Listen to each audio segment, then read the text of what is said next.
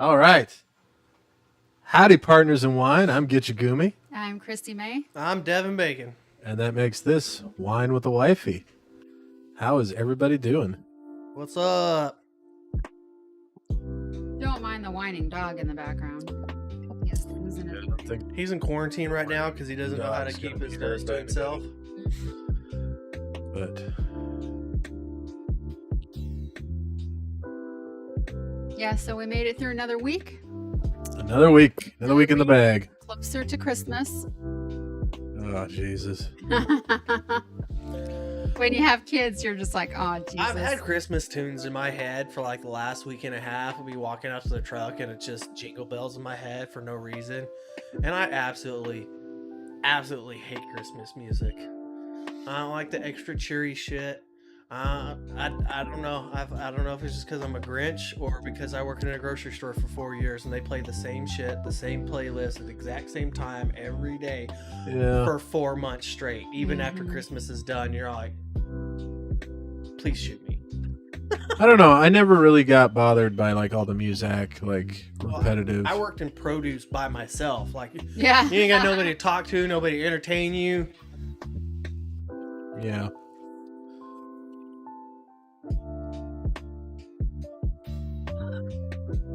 This chair's rough on the I mean, I was the night auditor for the valet at the Marriott, where they just played Christmas jingles all night long, and I was just by myself in downtown Minneapolis at the desk, right next to the street. Like, hope nobody comes in and shoots me. Yeah. I have to adjust that mask, I guess. Can do that for next week. Oh, yeah. I don't know. It looks good. Yeah. It's not bad. It's just not, it doesn't match the border as much as I'd like it to. Wish there was like a filter to take the glare off my glasses. That'd be cool.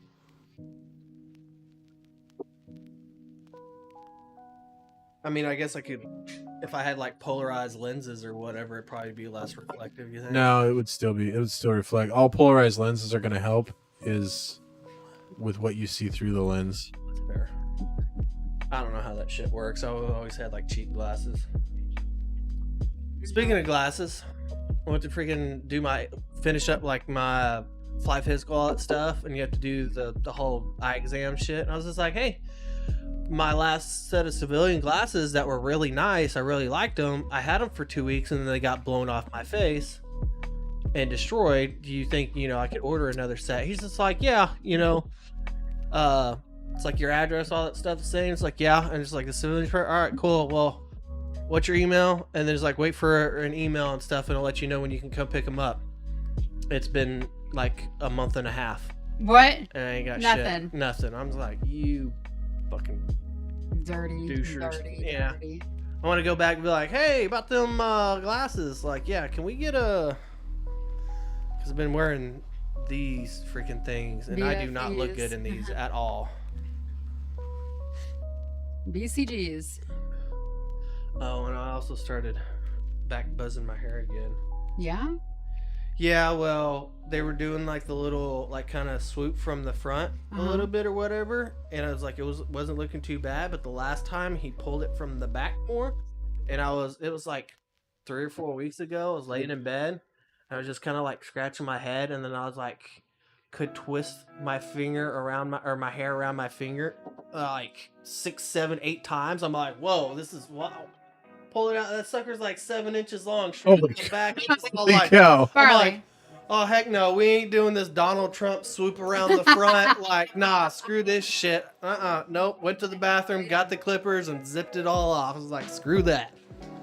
And then everybody's like, oh, you look much better that way. He's like, you should just like shave it. I'm like, I don't want to shave either. You're gonna freaking razor burn all over my head. Oh, like, yeah. That like, sucks. I got all this stuff up on my nose just because of the freaking razor burn or whatever I gave myself the other day. I have gotten razor burn really bad, like just by shaving. Well, first of all, started off that I didn't know that Chrissy Gumi was using my razor. Oh, so it was like all like dulled up. Dull. I had only used it twice for myself. I found it. She's like, I need your razor. And I was like, why? She's like, because I need to shave. I'm like, since when do you use my razor? She's like, because mine is really dull now. I was like, so you've been using my razor? She's like, yeah, sometimes. I'm like, the hell? So I had just shaved that day when she asked me, and I had the worst razor bumps after that. Like, I was like, why? And then Gitch was like, yeah, well, think about who's been using your razor.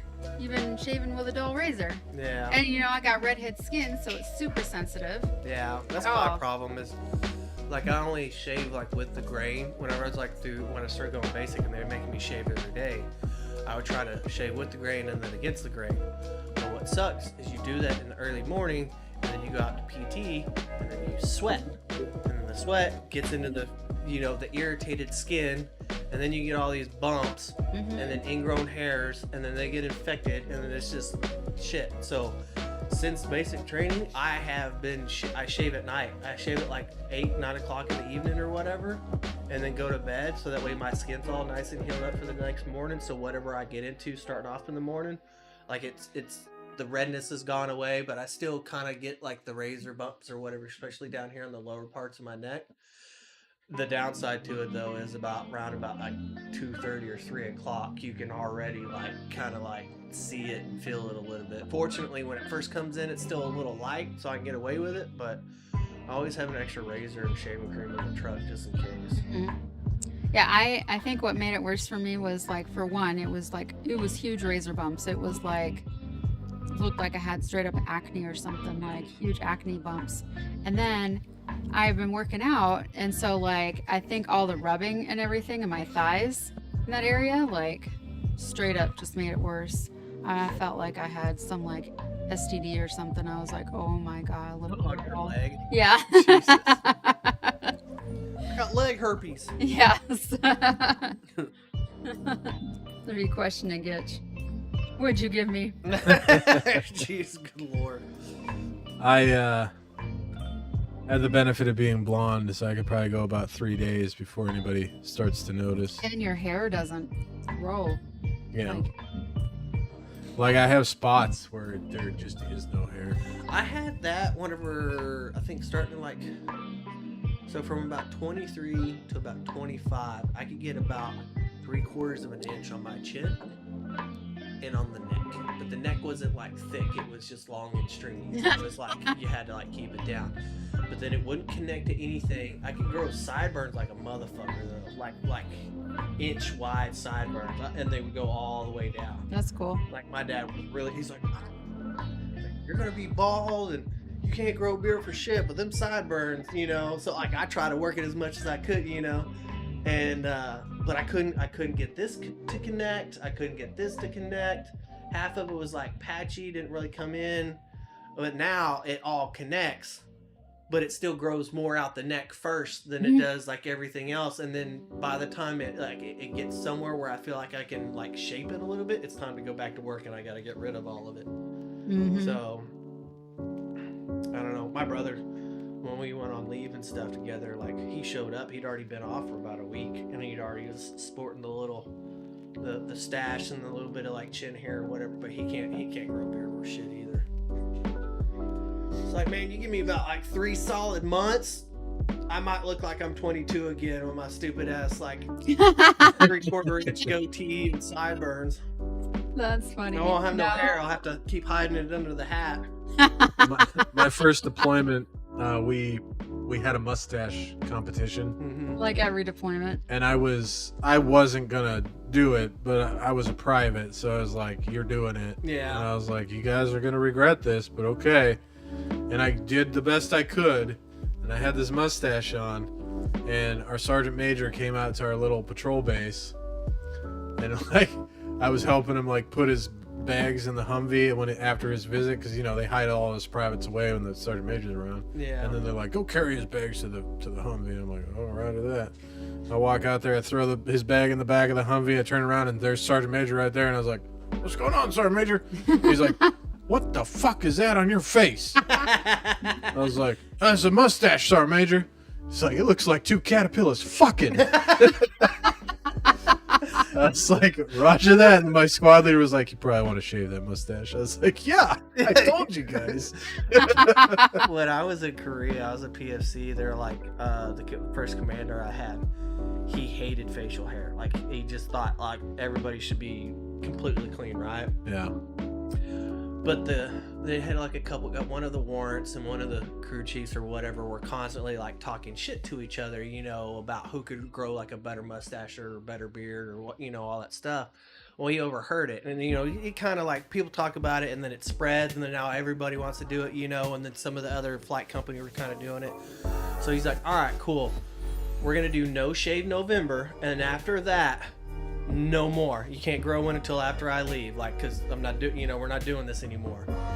And so everybody stopped shaving the mustache. Like, it still had to be within, you know, within regs. Yeah. I won second to last. So we bought into it, right? And if you got the best, you got half the pot, and if you had the worst, you got the other half. So you were almost the other half. I almost got not. some money, but they voted for some other guy. Mine looked pretty damn bad. No thanks. YouTube Girls 69. Welcome to Blocktown. Not that kind of Blocktown. Guess I need The keyboard? keyboard. What the heck? Oh, streamed out, timed out by Stream Elements already. Oh. Yep. Oh. Like that. That's good. For 30 seconds, huh? Only 30. What does that mean? Like, it streamed out? So Stream I Elements. tried to put a link. Yeah. I have the auto mod on the Stream Elements. Oh, I'm gonna have to move that chat box now that our logo's The chat box. Where did it go?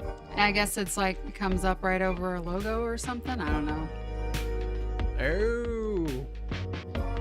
Yeah, might want to. Maybe you should have put the logo in one of the bottom corners. Why? Oh, you should have chose a different one. How dare you do what you do? You must do The better. whole reason we can see it is because I had to make a mask that cut that portion of the camera out so that the logo would look like it's on top. Took a lot of work. Glad you appreciate it.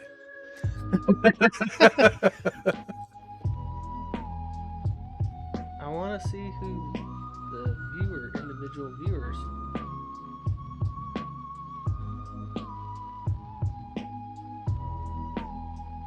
Oh, it doesn't let you do it like it does for Twitch. No, not for YouTube. That's lame. Oh, they don't want people to like. They don't want you to call out, you know, people that are lurking or whatever. It's all right. Oh yeah, I was gonna move the chat, wasn't I? Well, my friend, I'm totally gonna butcher her name. It's Hua Youngmin. Okay. I think she's Filipino. Uh-huh. She's pretty dope. She said she's gonna watch for a little bit. She said she likes What time is it podcasts. over there? I don't know, because she's kind of a crazy person and doesn't like really have like a set schedule. She spends a lot of time on game because her girlfriend lives in the States, and so one will either get up early and the other one will stay up late to try to kind of like overlap. And then they want to like, she's also an officer in our little group, so she tries to stay engaged with the game. But then she's also going to school for game development, and there's like something else she does. So she's got school and all the different time zone to deal with, and she plays. She girl wears herself thin, so there's a lot of times she's like, "I'm sleepy." Well, I'm like, "Fucking go to sleep then." Like, I'm just gonna take a nap because she's like, I don't know if she's got like FOMO or what. Yeah. You know, if there's stuff going That's a on lot in of- the game, yeah, she a doesn't lot. want to go to sleep and miss out. A lot of that is. A lot of the gamer culture is based around FOMO. So. Yeah, well, she's really sweet, and I enjoy her company. Her girlfriend cracks me a hell up. Me and her girlfriend like kind of like talk shit to each other occasionally. Stuff. Plus, we're all officers now in the group, so we've all gotten pretty close. Which is, I was telling them yesterday, is like it's really strange for me to like get close to just online people, and I haven't done that since like 2003 Yeah. when I played like Final Fantasy 11 on my PS2. Yeah. Social gaming is coming back. Yeah, oh yeah. Well, you had the lobbies. You had before Discord. There was like Trello, TeamSpeak, Skype, like all that stuff because it was a novelty thing. There wasn't many people that did it. But then it became so daggone mainstream that it was like, oh well, I'm in this group and I'm in this group and I'm in this group, and it's like it's hard to keep up with all the stuff. You're trying to do everything all at once. Now I think since through COVID and all that stuff, that people have like really worn themselves out socially. I think enough people have learned like what's actually important. You know what I mean? Like, you know, do like one group, don't do 50. You know, Yeah. kind of shit. And then, I don't know. I've found also it has to do with the particular games. Like Final Fantasy has always been like more kind of like a family friendly support system type kind of group. He was tapping at the door. Where it's, you know, it's not definitely not a Call of Duty lobby where everybody's just swearing racial slurs at each other and stuff. So Well, it's a more PC time now. You know, everybody's offended by everything. even with, because we have a lot of like a handful of like gay guys and gay girls. I think we got like one or two like transgenders in the group, and like 2 or 3 like, you know, straight people. We got married people. We got people with kids. Like it's a plethora of just a whole range It's a of melting different types. pot. Oh yeah, and we all get along with each other. Like we have one thing that's in common. We like the games, and then the sense of humor. It kind of evolves into it's like its own thing. But no one person in the group makes a spectacle out of their political views or their sexual orientation. Like that's not their entire identity. Right. And so therefore people don't feel awkward to engage in the group because it's not made a spectacle of. It's accepted as what's the norm. And that's why I really like this group, is just because we just accept each other for who we are, all of our quirks or weirdnesses or whatever. You don't have to explain the weird different things you do and why or none of that stuff, because there's nobody like criticizing on why you don't fit society's norms, you know.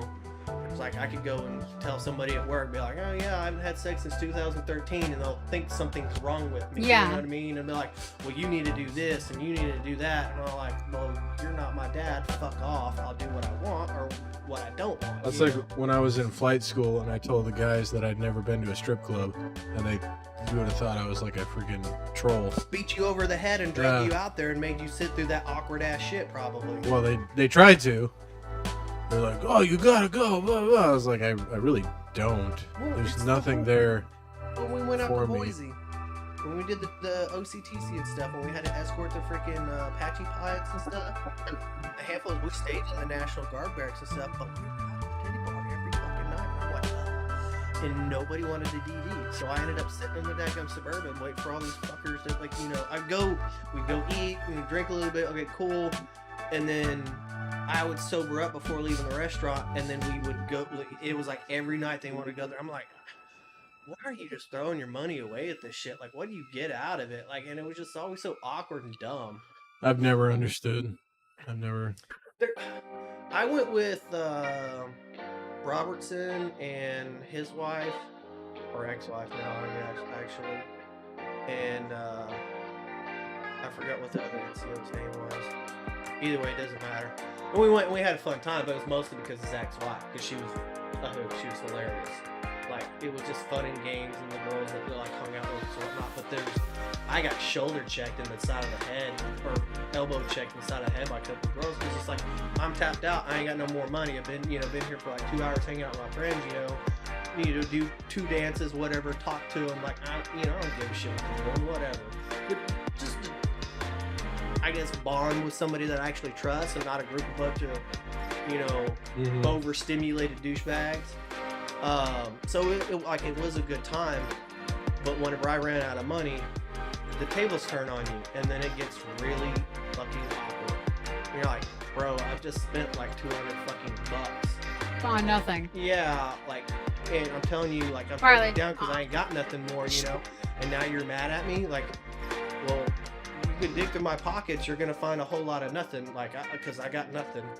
And so and then you know, then the bouncer comes over and makes you leave because you're not spending any more money. It's like, fucking bite me, like shit. Yeah, it's just I don't know. Pretty bars, it's always an awkward vibe in there. And I don't want to like disparage the girls and what they do, you know, like you gotta do what you gotta do to make a buck, you know. Like I'm not hating on that. It's just the culture within that. I don't think there's anything wrong with that as a way of life. It's just there's nothing there for me. You know what I mean? Like, I don't disparage anybody that is involved. I just see what she said. I'm not one of those people. There. Oh yeah. Yeah, she's really sweet. Oh, so we have Hua, we have Revin. Disc might join.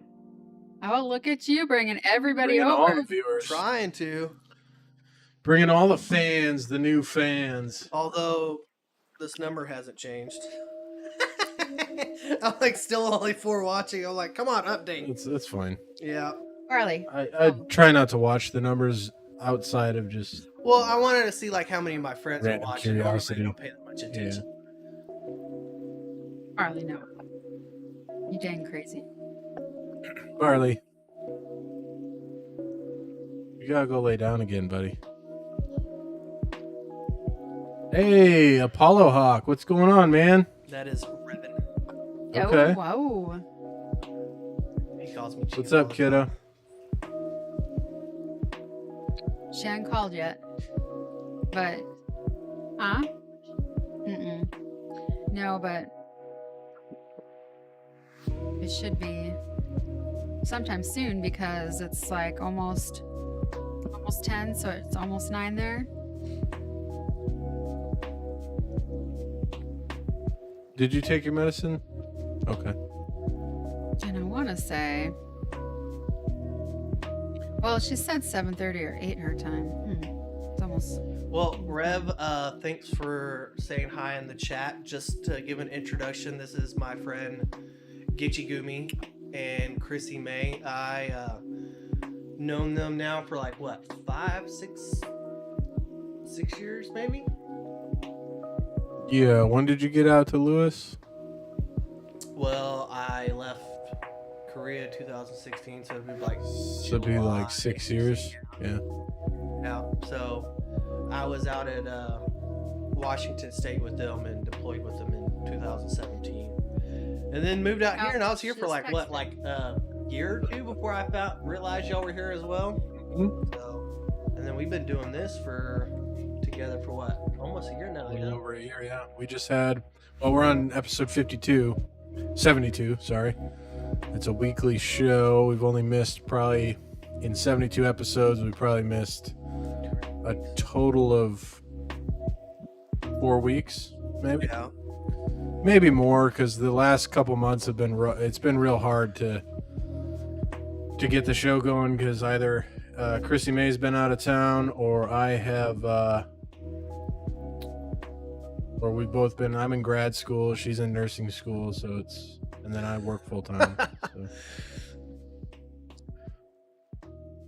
So it's I don't know. It's been tough the last couple weeks, but in 72 episodes, we've probably only missed no more than 6 weeks. Yeah. Which I'm surprised at how fast the time's passed. Yeah. Like that's the wild thing. Yeah, it's crazy.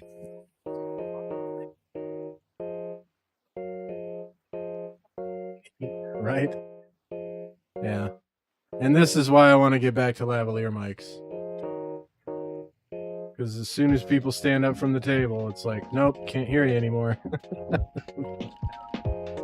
It's all right, though, because there is a system that I want to get that's... Yeah, I mean, well, we do it because it's fun, and we started it, when we started, it was like the height of the pandemic, so everybody was like stuck in their houses, and initially I was training for an Ironman, So I was going to stream my workouts, but I set my phone on the table, and I was like, "Don't freak out." I was talking to my wife. I was like, "Don't freak out, honey. I'm going to have this thing live streaming. We'll just talk to whoever shows up, and I just want to see how it works, how the technology works." So I set it up. We had like 5 people come in and talk to us, and it was so much fun that we're like, we should do this every week, and that's what we started doing.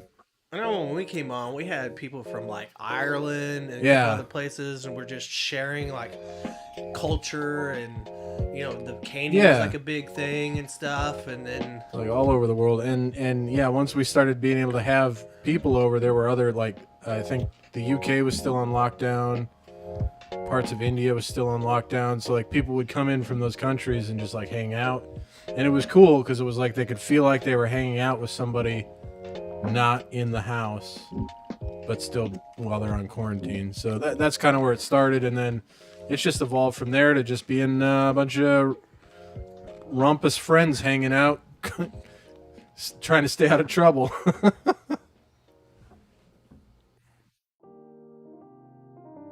Oh yeah, there's a lot of. It's interesting because it's all different cultures, and yet we all have so much in common. It's kind of. Well, that's a wild thing. Cool. Is, growing up in a small town of like 15,000 people, you think that's your entire world for 20 years. And people who never leave, their mindsets, their views, they just get more and more stuck in their, and it's not that they're malicious or whatever, but they're definitely ignorant, and then they don't even realize how ignorant they are. Yeah. You get outside and go venture out and stay in other countries for besides just vacation or whatever. Your world view, is expanded, and I find that one, you're increasingly more tolerant of just different things, even especially things that you don't understand. Like you give it the benefit of the doubt instead of going oh, that's too weird for me, and freaking out from it or whatever. Like you're just you give it a second thought. I forgot what it's called.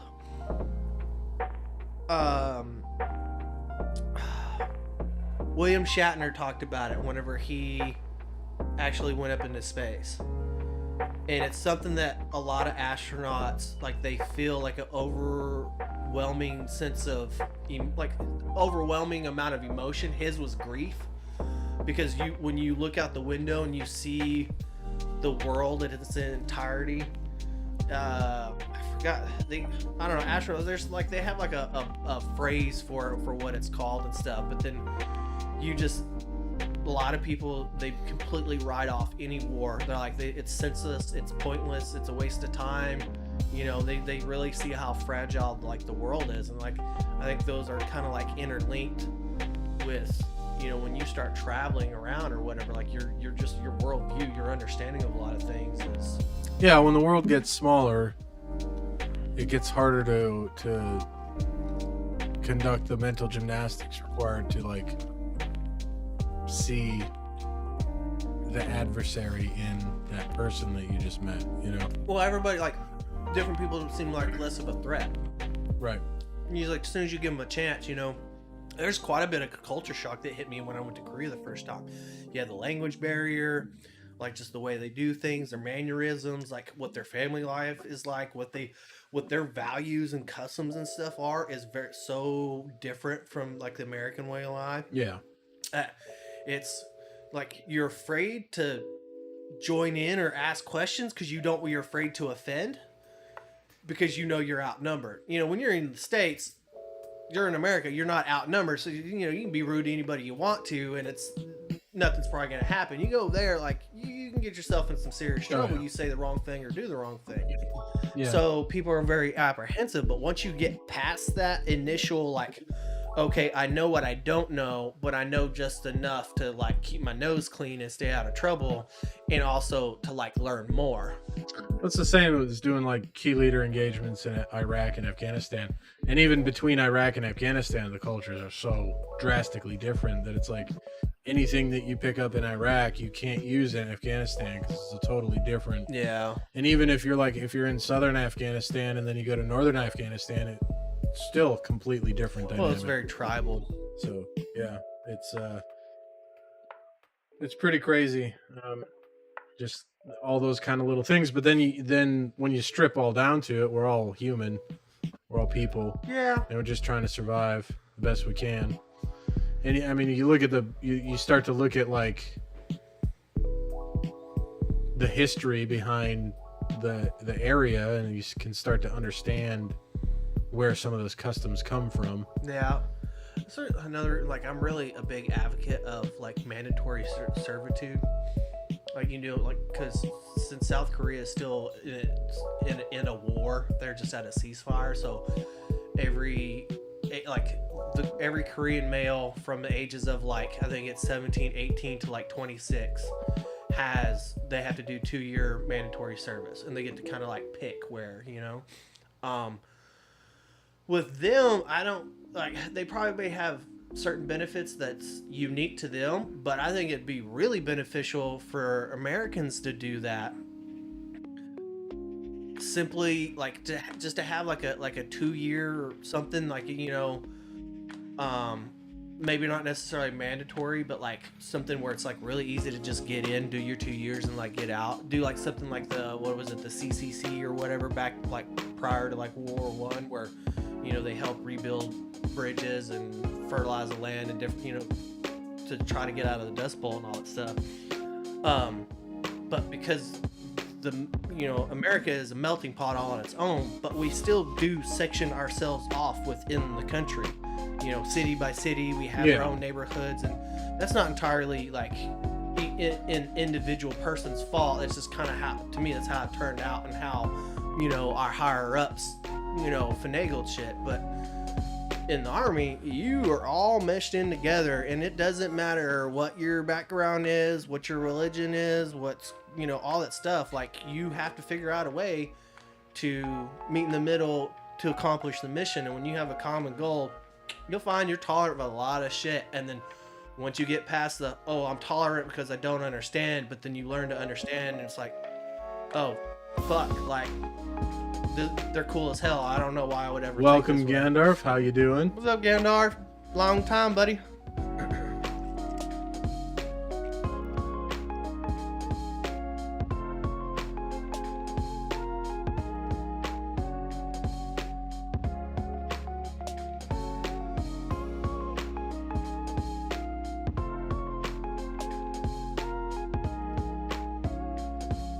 Okie doke.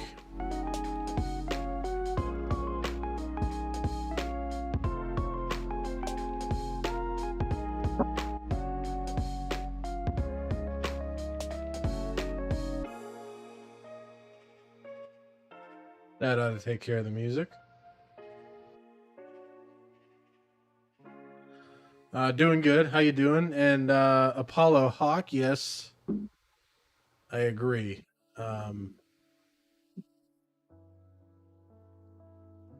It becomes a survival tactic when you move out of the bubble that you're familiar with, out of your comfort zone. I think that's healthy for it is. Everybody. Absolutely is. That's why that was one of the.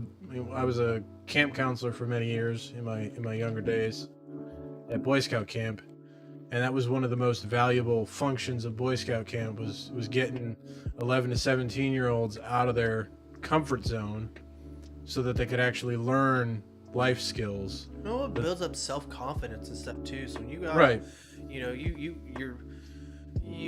don't get so much of that failure to launch type kind of mentality where you're just like, well, mom and dad have been my safety net for freaking 18, 19, 20 years. I'm not entirely sure I can do it on my own. Like, it's nowhere near as scary because you're just like, well, you learned how to do this. You did this. You did this. Well, I lived in the woods for a week when I was 7 I did years none old, of those things you know, growing up. 11 years old. And my so. dad basically gave me an ultimatum of like, you will do A, B, and C, and you can live under my roof. You screw any of these 3 things up, you get the fuck out. Well, I screwed up A and B, and he's just all like, I'm cutting you 6 months short of our agreement, so you got 3 more months to figure your crap out and get the fuck out of the house. Next day, I was just all like, I was gone. I found something lined up with a buddy, and I got out, and I was sitting on the couch when he got off work, and I was waiting for him to walk by my room to see how empty it is. And he like stops, does a double take. He's like, "Where's all your shit?" It's like, "Oh, I moved out." It's like, "Why the fuck are you still here?" I was just like, I just wanted to say, "Hey, bye," you know. I just didn't want you to come home and just never see your kid for like several weeks, wondering what the hell happened. And he's just like, "Well, you know, you had like 3 more months left." I was just like, "Yeah," but the thing was, I think it would be better for our relationship that I move out on my own terms and not with a boot in my ass. He's just like, "Nah, you're right." Barley.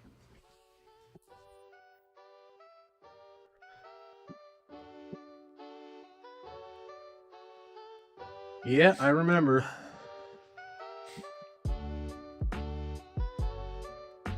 Hey, pal. Oh, Chrissy get on the phone with... Yeah, yeah, Chrissy Gumi and Chrissy May are on the phone with Chrissy Gumi's sister. Ew. She hasn't talked to her in a long time, so... It's not her mom, right? No. Oh, okay. That doesn't happen, right? No. Okay, good. Nope. That would be good for nobody. Wonderful. Dog, you're hella cute, but Barley. go away. For newer viewers, I'm allergic to animals, unfortunately. So naturally, all the animals gravitate toward him. Yes. I usually They're like, leave "Why here don't you with pay a attention to runny me? nose Pay and attention to me." soggy elbows from all the wet noses. And then whenever, like, you know, usually, because this is called, you know, Wine with the Wifey, we typically have some alcoholic beverages. So then I got to take Benadryl, drink, With the alcohol, yeah. and then I get goofy, stupid, say some wild ass shit sometimes, and then, or I'm like, eyes are itchy, and Yeah. it gets pretty gross. Yeah, but unfortunately, or maybe fortunately for tonight's show, I'm on second up, so I can't drink because I'm on call to go fly helicopters. Obviously can't partake in the alcohol when Well, you can. It's frowned doing upon, though. that. Yeah, like go to jail frowned upon. Animals are drawn to people, feel sick. Okay.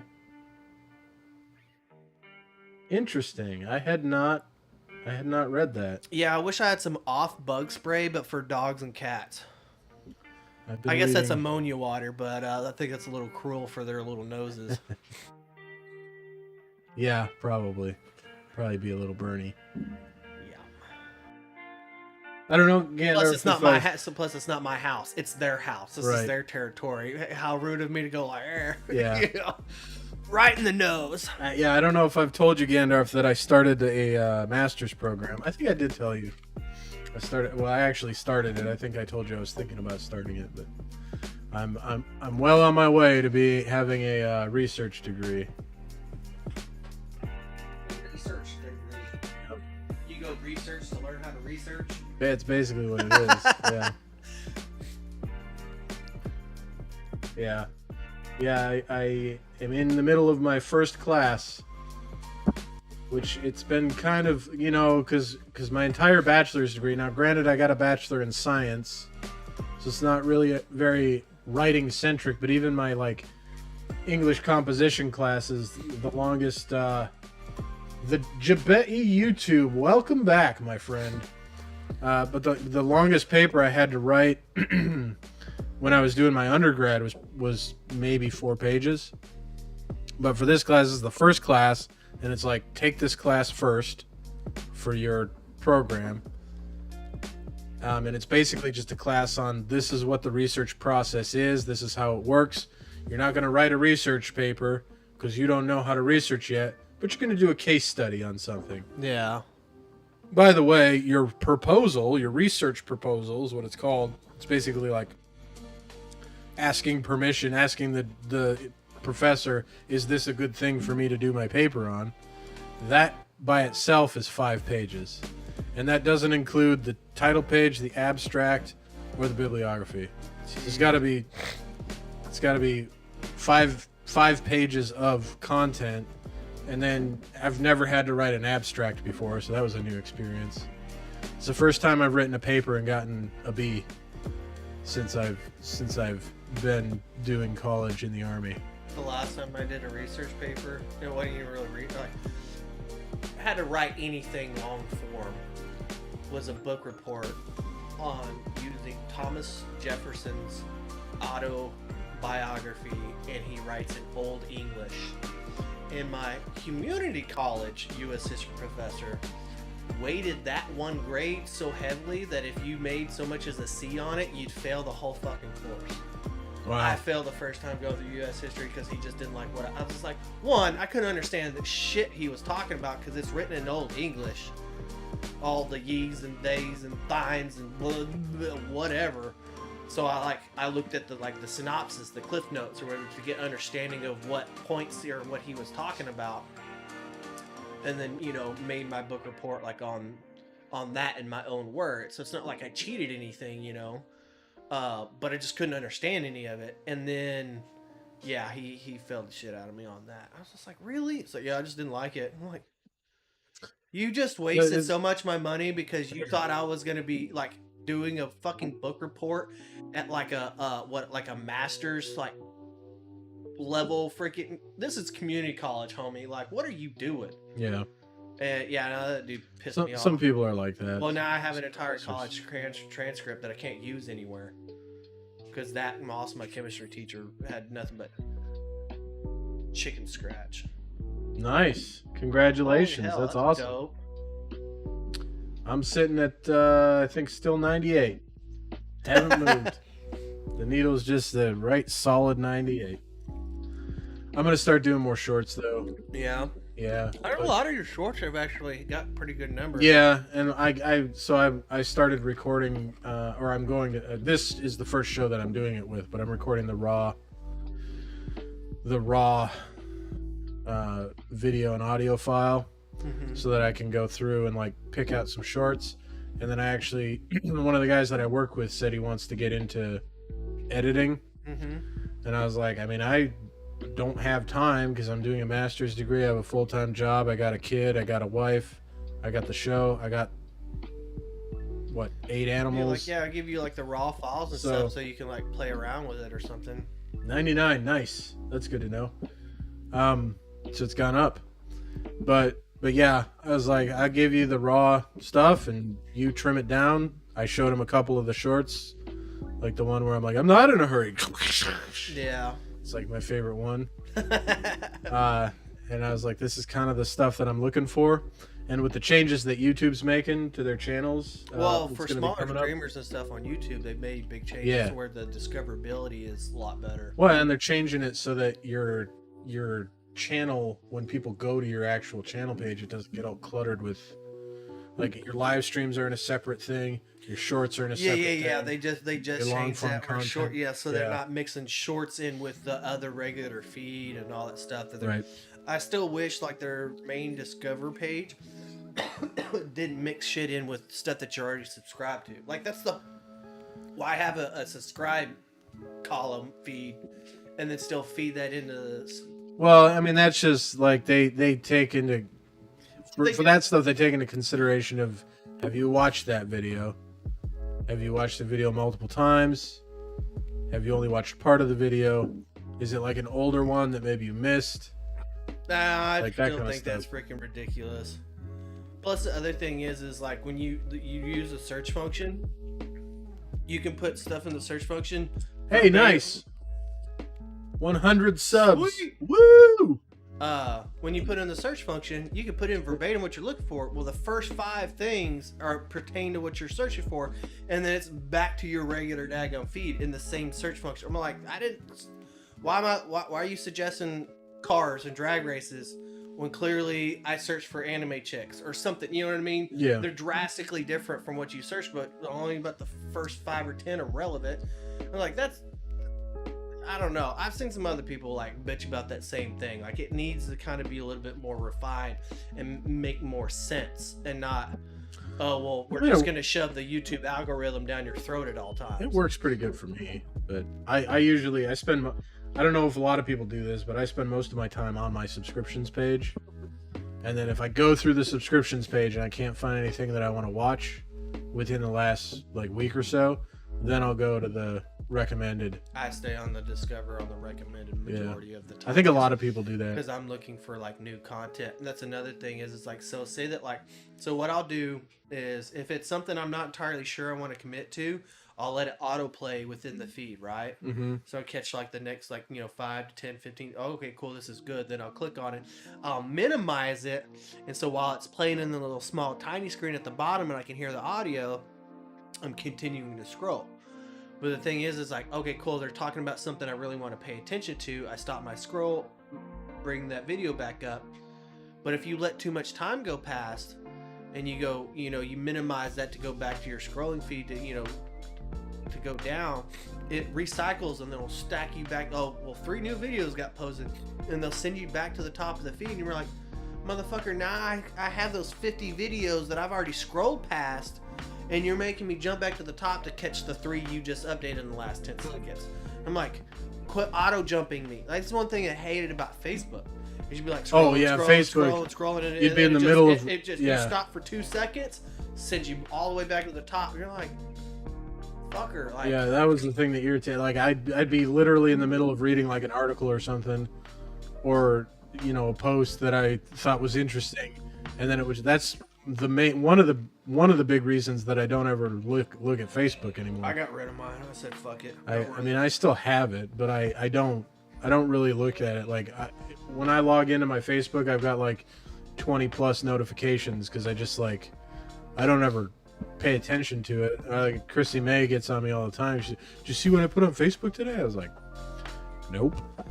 It got buried with Trump did this, Trump did that. Well, I don't have a lot. So Jesus, Facebook, Jesus, Tinder, memes, back to Trump, back to Jesus. Like my feed was weird because my family kind of all, it's conservative, it's liberal, it's religious, and then hey, cool pictures of my nephews, and I was just like, this is too much. This is some emotional gymnastics, just going from one to one. I just wanted to catch the funny memes, and I'm getting all this filler and bullshit. I don't get any of the political stuff, but I don't think Facebook really knows what to show me because I don't. I rarely ever post anything. Yeah. And when I do, it's usually like copy paste something that Chrissy May posted or like. Well, you want to get in an echo chamber? Holy crap! Just like a random. Like Facebook's notorious for that. Oh yeah. Their algorithm absolutely sucks. I spend a lot of the time on Reddit. YouTube's goes up. It's like the intensity sometimes is like cranked all the way up to 11. Because I've noticed like if I watch one clip about somebody talking about Star Wars for 3 weeks, it's the entire Discover feed is nothing but freaking Star Wars theory and all kinds of shit. And I was like, man, I just wanted to watch that one fucking clip, not 50 videos. Yeah, when I do cut shorts out, I'm gonna do it on Adobe so that they're not watermarked, and I am gonna put them on TikTok. But honestly, the shorts that I've put on both TikTok and YouTube, they get like maybe 200 views on TikTok. They get about 1,000 or more on YouTube. So for the stuff that I put out there, I think YouTube's probably the better option. But I am gonna put it on TikTok also. I don't have the ability to live stream on TikTok yet though, because I don't have enough followers or whatever. But yeah, I don't know. It'll get there. When I can live stream on TikTok though, I'm gonna be one of those assholes that just like scratches off scratcher tickets for the TikTok live. You watch Your Mom's House podcast? It's got Christy Polinsky and I don't know why I'm just blanking right now. I don't know who Tom Segura. You know the comedian? Nope. You know who Bert Kreischer is? Nope. You've never heard the Machine? I'm the Machine. His trip to Russia and all that stuff. That bit. Nope. Oh, okay. Well, Tom Segura is like a pretty popular. You know who Joe Rogan is, right? Yeah. You've seen his podcast? No. Okay. Never mind then. I've seen clips of his podcast, Yes. but He's part of Joe Rogan's doesn't like interest little like group of. Yes, I Am the Machine is hilarious. Tom Segura's, he's got like 3 or 4 different specials on Netflix, and his sense of humor fucking is. is he the one that got like messed up with the Russian mafia or something? No, that's his Okay. buddy Bert Kreischer. That's Okay. I Am the Machine. That's what it's. The Russian mafia. That's part of that story. I got you. So Bert Kreischer's like Somebody his at best work friend. was talking about him the other day. Yeah. But yeah, no, and I completely missed the point of why I brought him up. Your mom's house? Yes. But I don't know why we went I was there. going to make a comment about how my mom's dead, but then you kept going. So. Yeah, no. I completely just blanked on why I was bringing that up to you, because it had to do what we were talking about prior to that. Fuck. Shorts? Live streaming on TikTok? Nope, I don't. Scratcher tickets?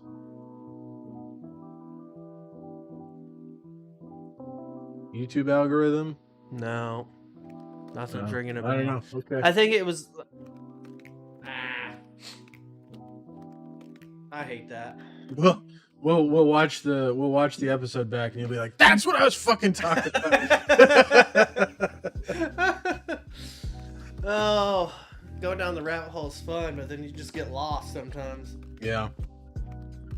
Oh, Chrissy May and I went down the rabbit hole hard a couple weeks ago. We had a whole episode where we were talking about, of course, nobody came into chat, so we couldn't get any help, but we were trying to figure out what motorcycle we were going to buy.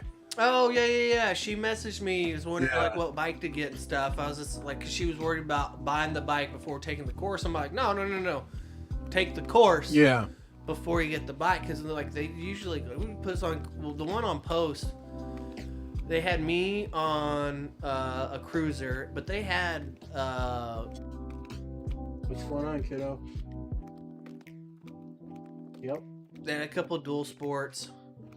They had like a small CC street bike, and the rest of them were all like 250 regular cruisers or whatever. And yeah, just go into that, like they're tiny, lightweight bikes or whatever. But I don't know. I think it'd be hilarious to see Chrissy ride a freaking street bike. Absolutely hilarious. But she would look cool as hell on a cruiser. Well, she wants to get a sport bike. You get like a larger CC, like a 350 or 500, like Brom or something like that. I think I'm gonna start with a 500. But I haven't decided if I want to do the Emmy, Yadori. Amiadori. Good evening. How are you? Sharp. Welcome. Life is good. Life is good. We've had another crazy week that we survived through, and another week where I can't drink. So I'm just kind of here. I'm still alive. I haven't caught on fire again, so you know, it's all good. I haven't decided if I want to go the street or the sport bike route or the cruiser route. I think because of my hip and my back, it would be better to go with the cruiser.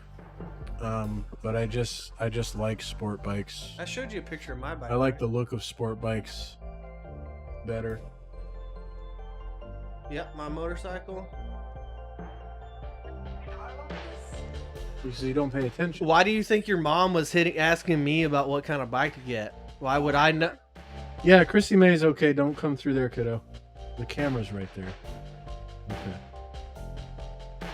Okay. Well, you looked like you were going to try to shoulder your way through. Chrissy May's fine. She's just helping the kiddo out with a phone call. Oh, okay. She's just sending her pictures. I got you.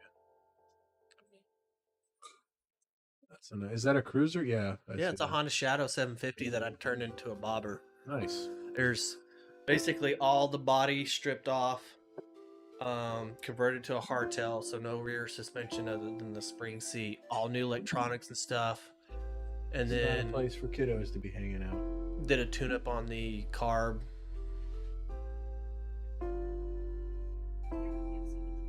It's not a place for kiddos to be hanging out.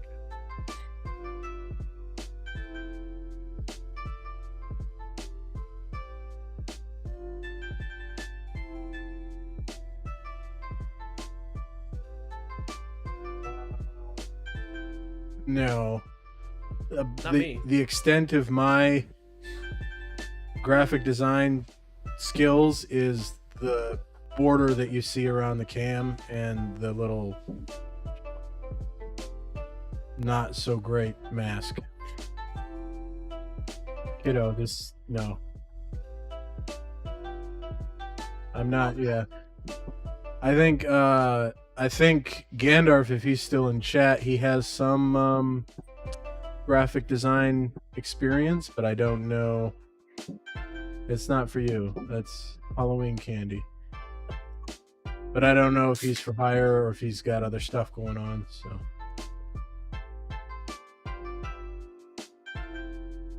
Well, yeah, not in my purview. Wouldn't be able to help you out with that one. Yeah. Well, I mean, the best way to learn is to do. There's lots of good Blender tutorials and. You can check out the Live 2D community that's on Discord. If you look up just Live number 2D or whatever, that Discord server has a lot of graphic design artists and stuff, and you can do commissionings and stuff. It's more of like a VTuber type kind of thing, but they have a variety of talents and stuff that they do. I'm very much in the camp that talent can be learned. I do not believe that talent is inherent. I believe that talent is something that you work at. People that have talent, like the greats that you think of, like Jimmy Page, we were talking about guitar, or Salvador Dali when you're talking about painting. They have that talent because they put the time in. So it's all like, if you want to have talent in a skill, you just got to do the skill, and the talent will come. That's my feeling on that. Which is why I dabble in a lot of different things, but I wouldn't consider myself an expert at any one of them. I have a lot of varied skill sets, just not like I didn't do the logo. We paid a guy to do the logo, so. Oh, congratulations! That's awesome. Yeah, so you're doing the long distance thing. Me and Chrissy May did that for the first year and a half that we knew each other, so it is not impossible. Now we've been married for over 11 years. It is not insurmountable, that's for sure. That's awesome. That is awesome. I think Chrissy May should be coming back soon. I don't know.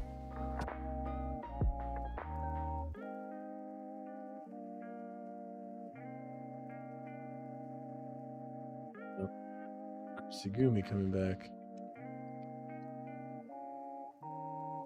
No, I thought that was Mom and it was you.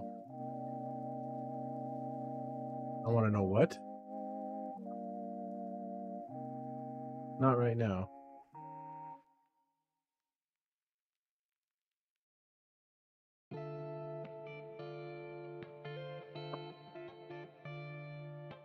Okay.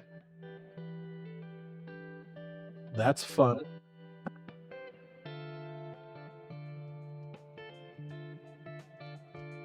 Amiadori is looking for you. Yep. Well, now that you're back, I'm gonna go. Okay. I don't want to leave him by himself. Figured it'd be rude.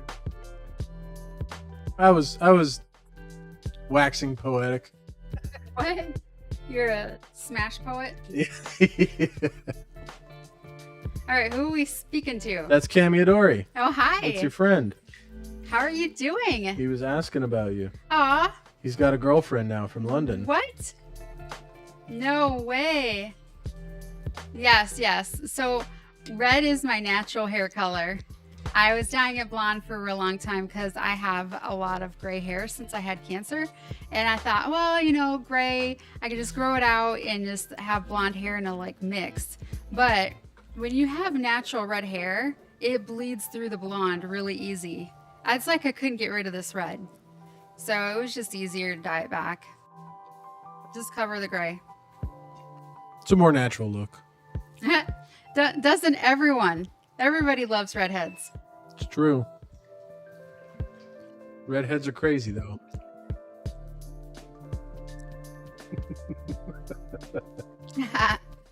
Yeah, you're so lucky. I am lucky. I can't deny that. Yeah, I went to Indiana recently to visit some old friends that I was in the military with. And like I stayed in a hotel for a couple of the days, and like I went down to the bar for a drink, and like all the guys came over to me at one night. Like there was one guy, I guess he got bet that he could come over and get me to like cozy up to him or something. Of course I didn't. So then they like pulled him away. They were like, no, just quit while you're ahead. Like you're not getting anywhere with her. But it's kind of funny, like how much a redhead gets attention. Like there was other women there that I thought they were like skinnier or prettier or whatever, but they were not getting the same attention. And I pretty much talked to nobody. Like I just sat there and looked at my phone. It's a natural redhead is a rare hair color, so it's like a precious metal. Precious metal. That's me. I'm a gemstone. I'm a gemstone. Diamond in the rough. I'm a ruby.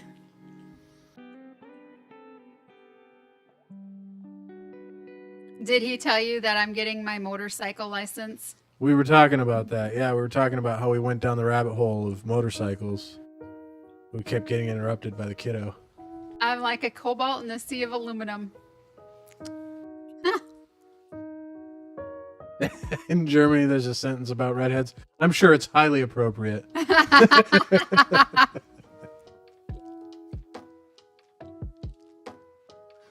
Yeah, I have been kind of off my WhatsApp for a few days. Like I just have been like bogged down with like homework. Like I mean, every time I talk to you on there, I'm like, I'm doing homework.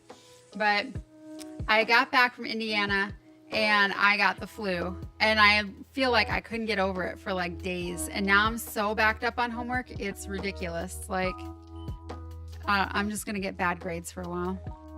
That's what's going to happen. At least it's not your like clinical grades or whatever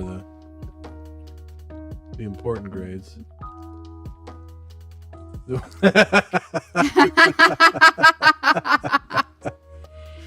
That's good. That's funny. Is that the saying in Germany? It makes sense, yeah.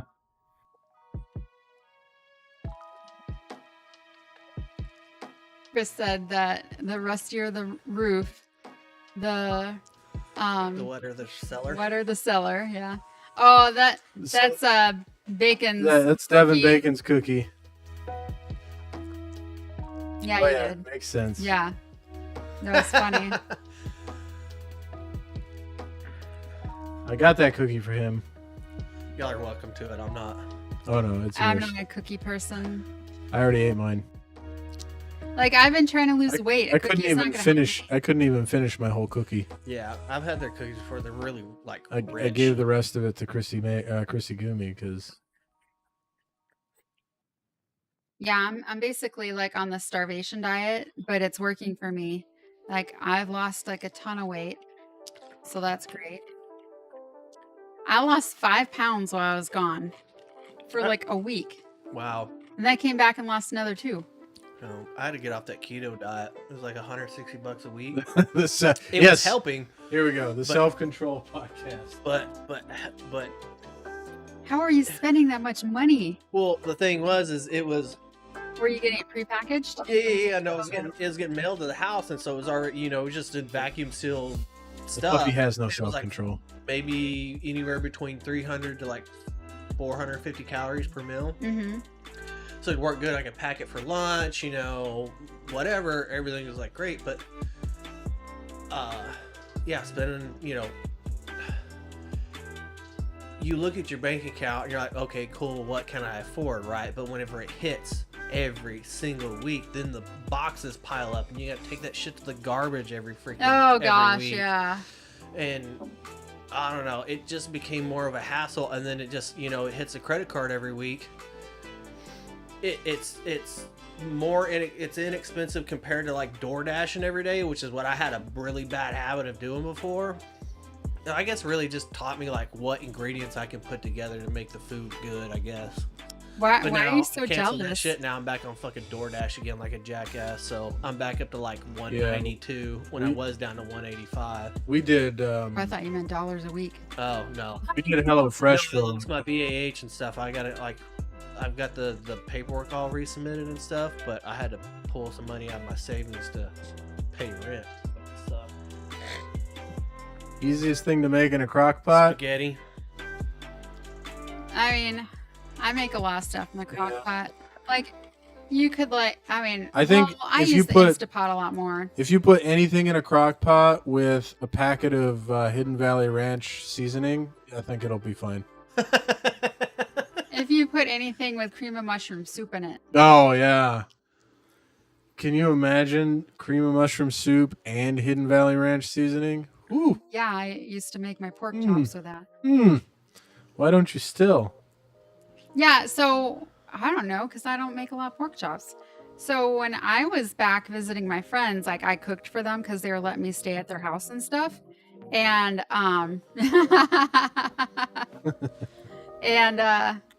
and so one night I made cheeseburger pie, which is not in the crock pot, but it tastes good. And it's full of Super easy. protein. It's super easy. And then I made pot roast one time. Made them a cheesecake and something else I can't remember, but it was like, oh, I made meatloaf cupcakes. Yeah, meatloaf cupcakes. So it's like a cupcake form of a meatloaf, and then I like I pipe the mashed potatoes on top. So tasty. Yeah, those meatloaf cupcakes. Those are good to take to work too. Yeah, everybody there loved it. No worries, man. Chris, that's funny. Now you're hungry. Yeah, I made pot roast the other day. I think we still got some in the fridge. Yep. Yeah, it's tasty. This nice is if you have the Instapot, it takes like half the time. Like I made a whole pot roast that fell apart in like 3 hours. Yeah. Yeah, it took what 45 minutes for the pressure to. Yeah, oh my God. Well, so last time we moved, my Instapot got dented. And now it takes forever for the pressure to build up or to like release. We got the money back for the Instapot, but then we just didn't buy a new one. The last crock pot I owned, my mom bought for me because I'd like moved out or whatever. And I made spaghetti in it with her family recipe in it a couple of times. Ah. And then somehow it ended up on the front porch of my best friend's house, and then just people started using it as an ashtray. And then whenever I moved out of his place, I just kind of abandoned it. What? And I haven't owned a crock pot since. It is kind of like a bomb. I mean, only I the didn't think about that. only the aluminum, the outer I'm aluminum. gonna be like the Boston Marathon the bomber. inside, Jesus. the inside chamber didn't get I went from damaged. crock pots to I looked dark at it real already. quick. I mean, I am what I am. I can't help it. Sorry. Oh, good. Yeah, I was talking to somebody today, and he was like, "What type of humor do you have?" And I was like, "Yeah, you don't want to know." Well, my dad's dead, so. It was like you were talking about stuff. It's like, well, you mentioned your mom's house podcast. I was gonna tell you about my mom being dead. I'm all like, we gotta go through this again. Like, what was it between you and freaking Law Dog? We were doing like cranking stuff, and I was on a I had a bad tick of just with the clap back of your mom's whatever, like they'd say something and it would just come You'd out be like, my I mouth. kissed your mom last night. Well, no, You'd be like, it I wasn't hope you like dashes. It wasn't even that. Like, it was like really lame, just whatever quips to add to whatever they were already saying. And then, Matt would be all like, well, my mom's dead. So, and I'm all like, wait, for real? He's like, yeah. And you know how he's just like dead cold stare, like dry as fuck. So they're like, oh shit, I'm a dick. And then you turn around and you're like, oh, and you look at like give Law Dog like a look, and he's just like, my mom's dead too, bro. I was like, God, fuck.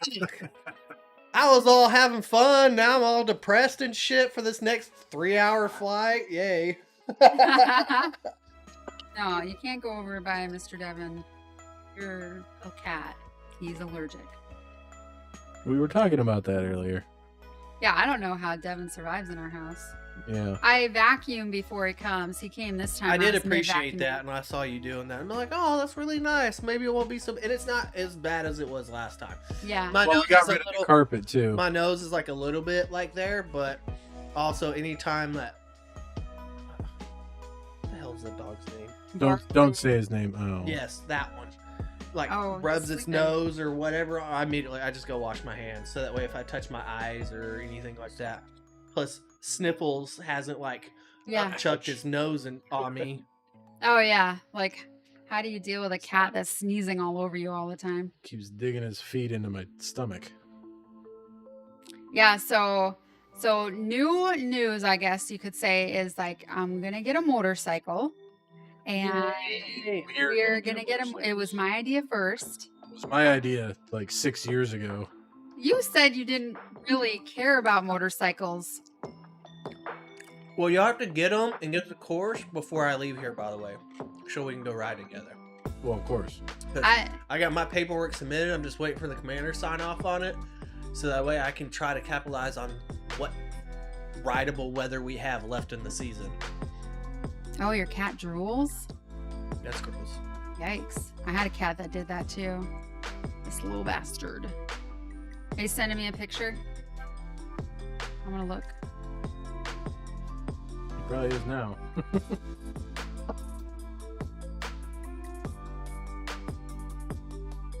That's done there, buddy. What the heck happened?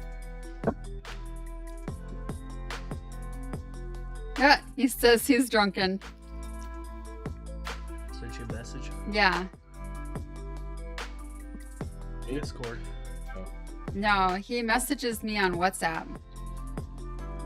So now I wrote WhatsApp. He sent me a compliment on my hair color. Keep the compliments coming. That's what I'm saying. No worries. Oh, you haven't sent me a cat picture yet. The correct kind of cat picture. Oh yeah, that kind. Yeah. I was gonna say pussycat, but I was like, nope, wrong thing to say too. That was my dirty old man pervert laugh. Yeah.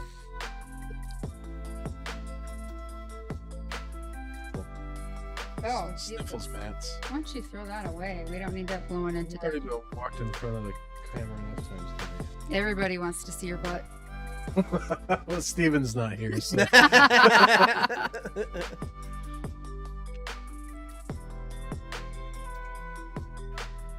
The crazy thing about that garbage can is you walk past it and your butt sets off, and you like. Every time I was like trying to adjust the audio cables while you're setting up, it kept going off, and then like it moved something, so I had to like rearrange the wires so they get hung up. I'm like, that'd be awkward just in the middle of the stream, and it goes, and then just shuts everything down. I'm like, ah, shit. I always worry about Barley shutting everything down. What? No. No. What about your son?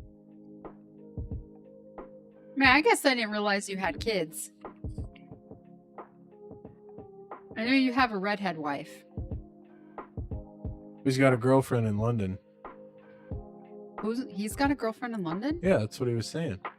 Wait, what? Yeah. I'm He's not talking to the wrong guy. been having to get used to Oh, Wow. How old is he? He's like 15, right?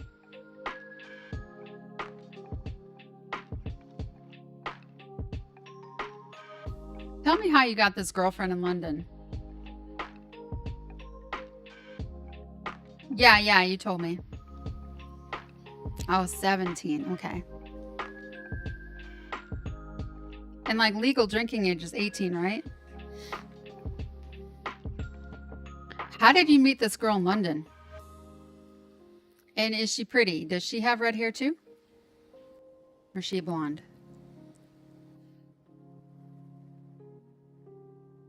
at the Oh, is that the one? at the festival that you sent me pictures of. that's the one that. I'll look back at those I messages remember here. that story. Yeah. That's Okay. funny. With the cowboy hat. Oh, here's the kitty. Aw. The best hookup line. I'm gonna look that up because that's so dang funny. That's exactly what. That's what he was going for there, Gandalf. New 1440p monitors. Oh no, that's cool. Yeah. I need to. Okay, Show you. we talked about Gitch being drunk for quite a while and what he should eat. So drunk that night. He made fun of you forever. And okay. Then let's see. So he sent me a bunch of hangover memes. Yeah. So he went to the Schützenfest, a weekend full of beer, dancing, and music. Nice. He That's explained to me what an Oktoberfest is. Yeah, I got rid of one of the widescreens and it's in the closet now.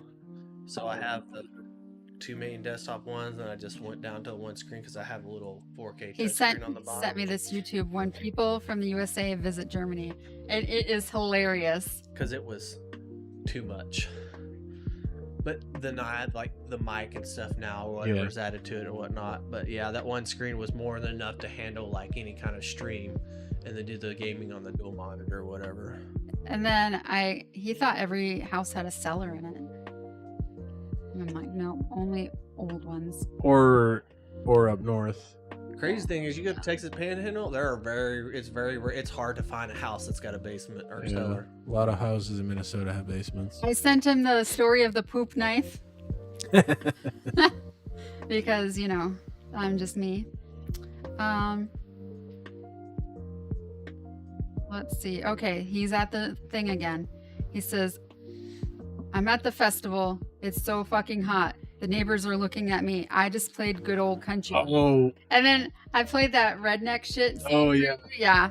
And I was like, Germany has country music? Oh my gosh. And then you sent me a picture of the festival. And he's like, I am home yesterday from the festival. Festival got a bit weird. Yeah, I remember. The festival guys built 2 pools directly behind the festival field. A bunch of naked guys and girls are sitting in the pool. Her clothes are all piled up in the pool and we're drinking. Yep, me too. Then after midnight, I met a girl from England and her boyfriend. And then I missed all the other bands. If I remember right, her boyfriend Pierre gets out of the trailer and shouts, we need another girl or something like that. And to our surprise, we were then 4. That's just so funny. He said, my hookup sentence was a bit weird, so we talked. They asked why I wear a cowboy hat, so on. Finally, they got it and said, okay, so you're not a rockabilly or psychobilly, you're a hillbilly. And I answered, yep, seems so. I wish you 2 were my siblings. That's how he got her. I remember. That's how he got her. We watched that Netflix documentary about Woodstock '99. Was it 99? Yeah. Woodstock 99. It was crazy. The amount of just like jackassery that went on for that. Like I remember when it was going on. I almost went. But I was poor at the time. I was so pregnant. couldn't go. Oh my But God. Bad watching controlling husband. that documentary, I am happy that I didn't go because Riot, rape, and heat. Yeah, pretty much. Yeah, it was all they set the Yes. place on fire, and it's because, like, from the get-go, there was no shade. When you went through the gate, all your stuff, to include like bottled water, anything that you were going to bring in, was We confiscated. saw the same documentary. And then We need to plan to watch were charging, documentary like- together. And we charging can like talk about it. $4 a bottle of water. And then by the end of it, it was up to like $12 for a bottle of water. Because they were Yeah. just like jacking the price up. I've as time not been went to by. like any like big concerts. I did like a small venue. Oh, one, she and it left her had boyfriend Children for of you. Bodom Black Label Society. It was like a Halloween, and it, like the venue was like 400 or 500 people. I was like, oh, you know, try out like the metal scene. I was really into the music back then. And you try to do like a mosh pit. Nope. By about the time I built up courage to get into the mosh pit to see what it was like, 2 people were coming out with noses on the side of their daggum face. And trying to go Jeez. see the EMS, and some dude hanging off the rafters and falling down and cracking his head open. I'm all like, oh no, I'm good. Black Label Society get up, and like Zach Wilde does like this. His solo was so long that his teammates hung up their instruments and went and took a break, and he's just like freaking like shredding, like going crazy. I thought the dude was like huffing coke, and they're like, no, he's like completely straight edge, like Yeah. he doesn't do anything like that. I was like, and he was able to go like do like a 20 30 40 minute freaking, so like I had time to go out, eat, come back, go back out again, and the dude was just on stage just doing his thing. I was like, that shit's insane. That's the last concert I went to. I was like, not for me. I get claustrophobic when there's that many Yeah. people ganged up around me. I was like, nope, can't do it. So you try to do like Burning Man or like any like, you know, Electric Daisy. Well, the Club, any outdoor other shit. festivals are a little different than indoor venues. Well, I mean, that's fair. This one was like half in and half out, Yeah. but still. Because I did a few festivals, like it was called Edge Fest, and then it was called X Fest, depending on the name of the radio station at the time. Yeah. But I did an Edge Fest, and then it went back to 93X. So then I did X Fest. Totally different. 93 Edge was like alternative rock, and then 93X, as you might think, was like hard metal, hard Yeah. rock, like that kind of stuff. And so the X Fest I was excited for because it was the year that System of a Down dropped their first album, Yeah. and I was like super into it. I wanted to see them live and anything like that. Rock? Shittier Rock? Shittier Rock. Oh, Shittier Rock. And so I was super psyched. And in retrospect, I wish that I had been aware of Clutch at the time, because they did a set right before System of a Down, and I was like, I don't know who this band is. I'm gonna you know, like rest up for System of a Down. Turns out I'm a huge Clutch fan, but I didn't know who they were at the time. Then I got into I tried to get like to the front. I got as close to the front as I could for System of a Down, and then ended up getting buried by the crowd because somebody close to me fell, and then of course Electric Cowboy? everybody fell, I want to look this up. and so I missed the entire Cowboy. System of a Down Cowboy. set. I should wear my It's glasses. Electric. I should just wear my glasses. Electric Callboy. Electric. Yeah, so I missed the entire System of a Down set, but I was there for Techno. the final tour. We got the move. The headline of the whole festival was Fear Factory. They were doing their final tour, and that was incredible. Yeah. That they had the headliner for Saturday or for Friday night was Ministry, which was super awesome, Oh, it's a German metal band. and then the headliner of the my whole friend weekend called was Fear us. Factory. One other concert I did, it was like more of like a ice hockey rink that they converted into like a theater or whatever, or, you know, stadium wise, kind of like. It was an Avenged Sevenfold. They were supposed to be headliners. Oh yeah, I saw them. Avenged Sevenfold's like they put on a regular, like a really like theatric, like elaborate show. You know, doing like the pyro and the screens and the color, all that stuff, and they perform live really well. Techno metalcore. But for whatever reason, them and Buck Cherry swapped places, and Buck Cherry ended up closing. Oh yeah, that was like Weird. when Seether was. Yeah, something Big. like right in there. well, Buck Cherry, everybody wanted to hear Crazy Bitch, right? Mhm. You know, that was their Oh, yeah. big thing. But everything else that they play, like even just that song, it live sucked. It was Yeah, that was horrible. like, so they played with Seether, they and Buck Cherry, Breaking Benjamin. What am I thinking? The voodoo song. Oh, Godsmack, and then Corn. And like it was a great concert, but the only song I knew of Buck Cherry was that one. It's just bad quality, bad performanceship. Like he got on and he's already like this thick, bone thin looking dude. Which I'm not trying to like criticize like the guy's like physique or whatever, but the first thing out of his mouth is advocating the use of freaking cocaine, and it's No, you've got a whole bunch of minors and shit in the freaking crowd. It's just all like, the first time I did cocaine, it was magical or what. I'm like, first off, I don't think I would ever describe cocaine as like magical. I'd probably put some more masculine like descriptor around that because it's a little bit more hardcore than magical. Shrooms are magical, acid's magical, cocaine is not magical. It's a little bit more harder than that. But so I just was like, dude, I don't know. I had some very nasty things to say, but I'm like I was telling my cousin who I went with, I was like, can we fucking leave? This dude is weird. Like, and they suck. Like, I'm done. So I went to a Coldplay concert in Minnesota, and it was like we got there a little bit late, so the opening act was like maybe 1.5 songs into their set, and we're like, wow, who is this that's on right now? This can't be Coldplay. Yeah. We're not that late. And so we go in there and this band just like blows us away, and they're the opening act, and we're like, man, Coldplay's gonna be awesome.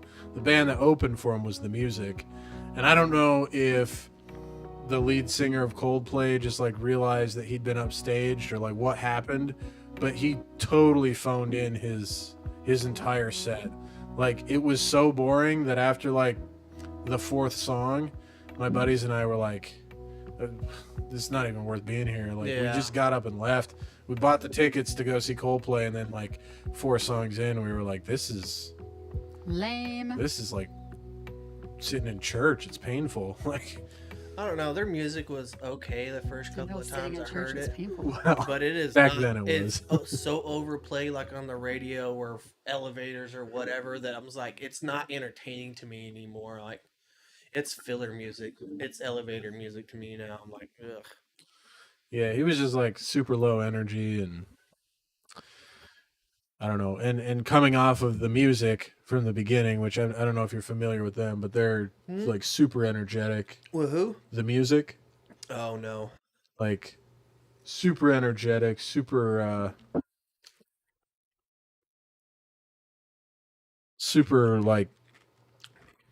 like full, Mm-hmm.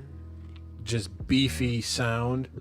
And then Coldplay is just like, he's like, he just looked bored, and everything. It just gave the impression that he was just like, I don't even care about this performance. I'm just here for the money. I'm just over like the abstract lyrics and just sappy boy band sound. I don't know. I know. I'm like a Spotify fiend too. Polyphia, I really like on repeat because not all their songs have lyrics to them, but you know who Dragon Force is, right? Mhm. So Polyphia is a lot, like, as far as like the guitar and just how intricate and all that stuff is. They're a lot like Herman. I think that's a Lee, band that Gandalf was telling me about. well, like Herman Lee, like in Polyphia, like Herman Lee, like he plays on Twitch. He streams on Twitch, and he had like the lead guitarist or whatever from Polyphia on, so they jam out together and do different things. It's I don't know, they blew me away with just the instrumentals and stuff like that, because that was a big thing that what attracted me to Dragon Force is yes, they're playing metal music, but they were playing metal music to like the top fucking tier of, just the talent, raw talent and stuff behind, like shredding on the guitar and stuff. And Polyphia's like pretty new, and they're like, to me, they're up at that level. It's really good. Oh, stop. I keep doing something weird on here.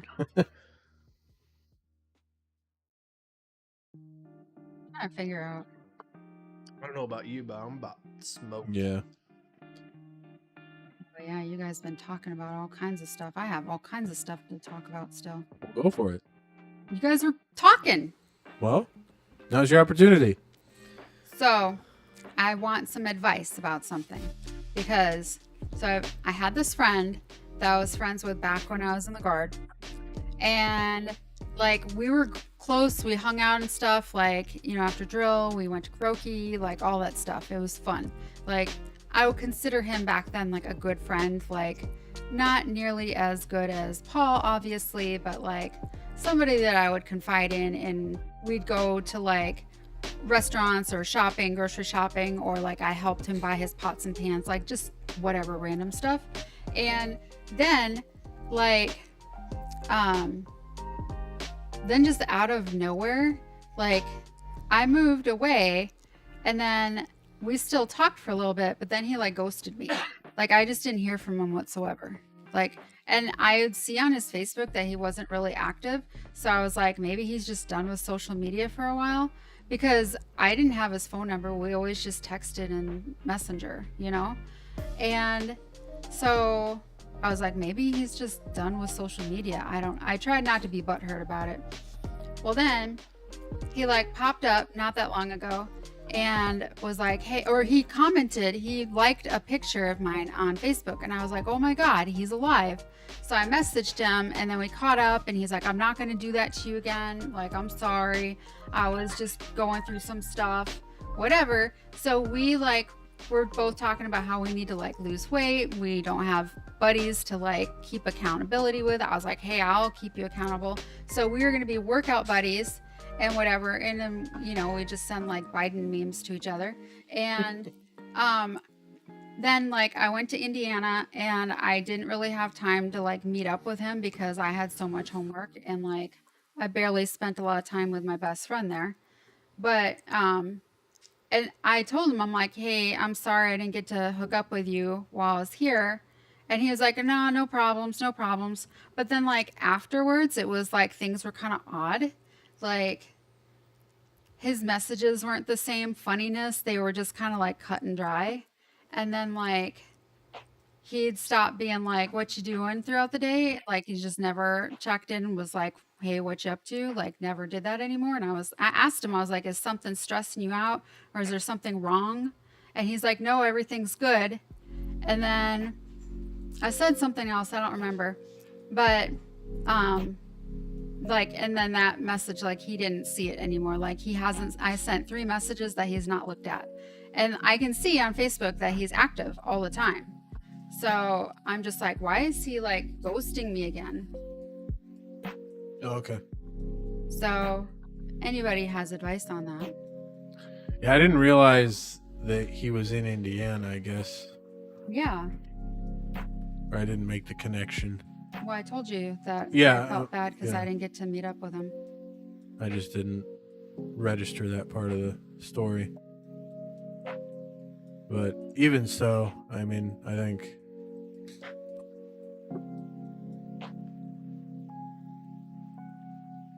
you know, I wouldn't spend any more energy if he's not going to reciprocate, you know what I mean? Right. Just because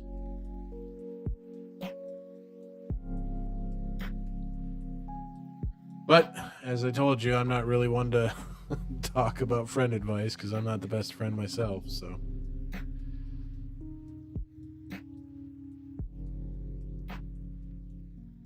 All right, I'm sending my playlist of random music. Wow, no, you yeah. Did you listen to my story, Chris? I need your expert advice.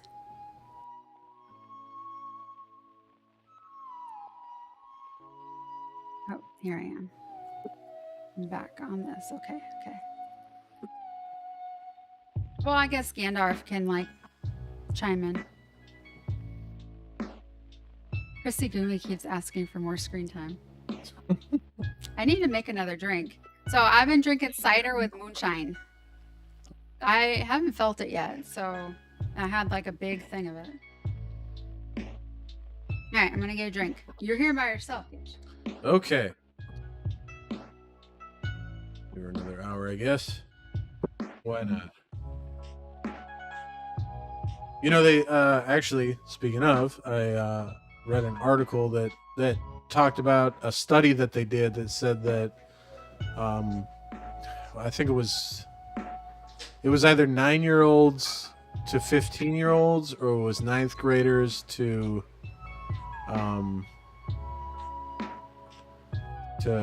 12th graders, but it was some group of kids that they found in that age group, if they played video games, they were better at like problem solving, decision making type skills, which I thought was interesting. But the study didn't discern whether children that had that cognitive ability just gravitated toward playing video games, or if the video games developed that sort of cognitive ability. That the study couldn't discern whether it was a causation or a correlation. So, well, I gotta go. I'm getting tired. Alrighty, drive safe. Thanks for coming out. Yeah. Thanks. It's been fun. Yeah. See you soon, hopefully. Take it easy, brother. Barley, he's leaving. He's like, guys, you can't let him go. He's trying to leave. I don't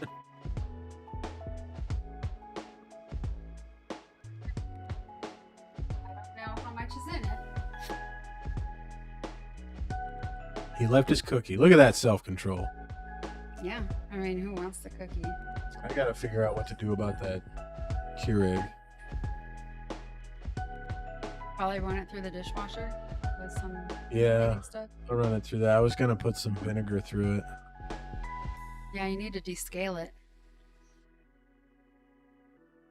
Self-control. He left his cookie. Yeah. I'm not going to eat it. Yeah. I'm on a diet. Chrissy Goomy will sneak down here and eat it in the Yeah, middle of she the night. will. I give all my extra food to Gitch.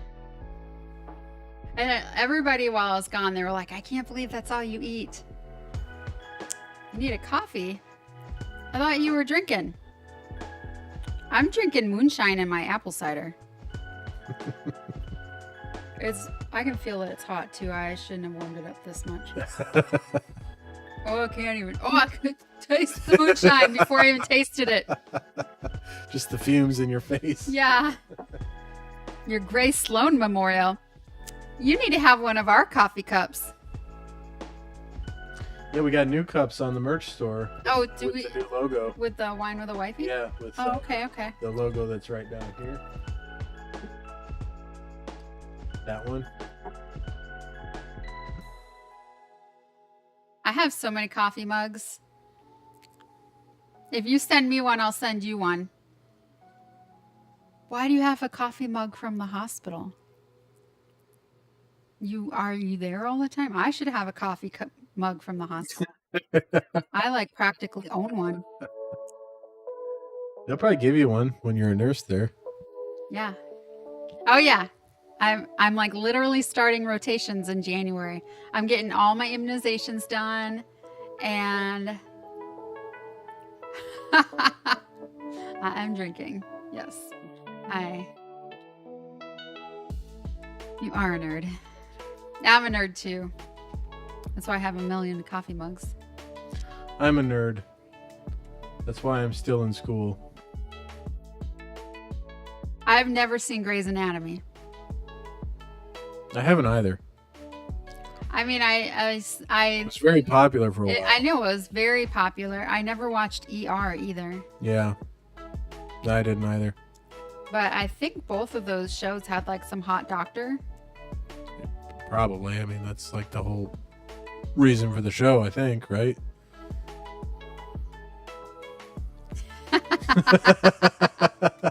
Oh, okay. Grace Sloan Memorial must be the hospital from the show. So many hot doctors. Well, I'm gonna be working with all the hot doctors soon. Gitcha's gonna be jealous. They'll be telling me to clean up puke on aisle 3. Nurse, get over there and clean up puke at aisle 3. In aisle 3. Yeah, Is it like a room. doctor's office at the grocery store? Yeah, at a minute clinic.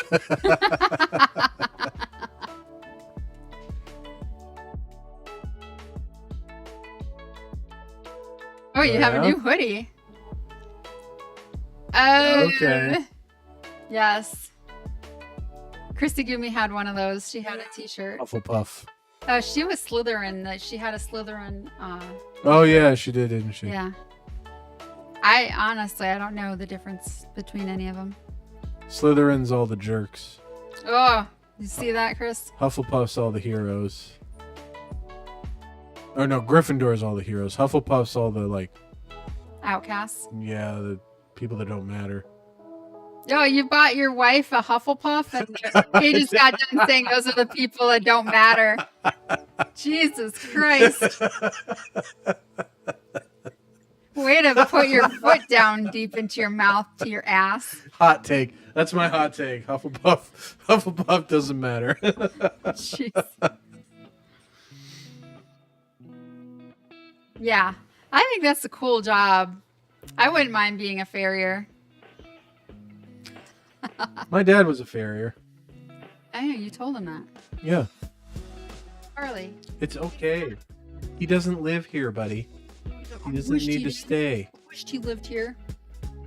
Mom. That guy left and I'm lonely now, guys. Yeah, he has nobody to obsess about. Yeah.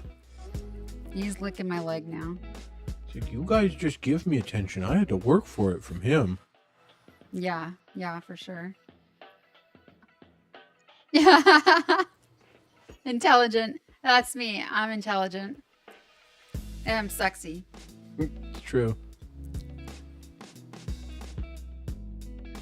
I get told that Yeah. sometimes. Yeah. Oh my God. I think I added a ton of moonshine. Because I just blew on my cider and all it came back was shine. Well, when you heat it up, it gets fumes. You got a problem with your ego?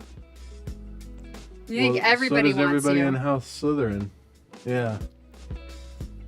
Makes sense. Oh, so hot. I'm a Ravenclaw. I'm gonna look this up. Okay, yeah. I forgot. I was trying to remember what the other Wait, is he or me? house was. You are, he Me? says. Yeah. Okay. Which house? I'm pretty sure I was Gryffindor when I took the quiz or whatever. Potter. Okay, I'm gonna take this quiz. I don't know which one to take. The sorting quiz, okay. What is okay? You made it to Hogwarts, which means you've already bought a wand from Ollivanders? What material? Oh, Trump is back. Thank you, Elon Musk. I'm back. That's what it says. Oh, anyway. What material is at its core? Phoenix feather, dragon heartstring, or unicorn hair? I'm going to say dragon heartstring.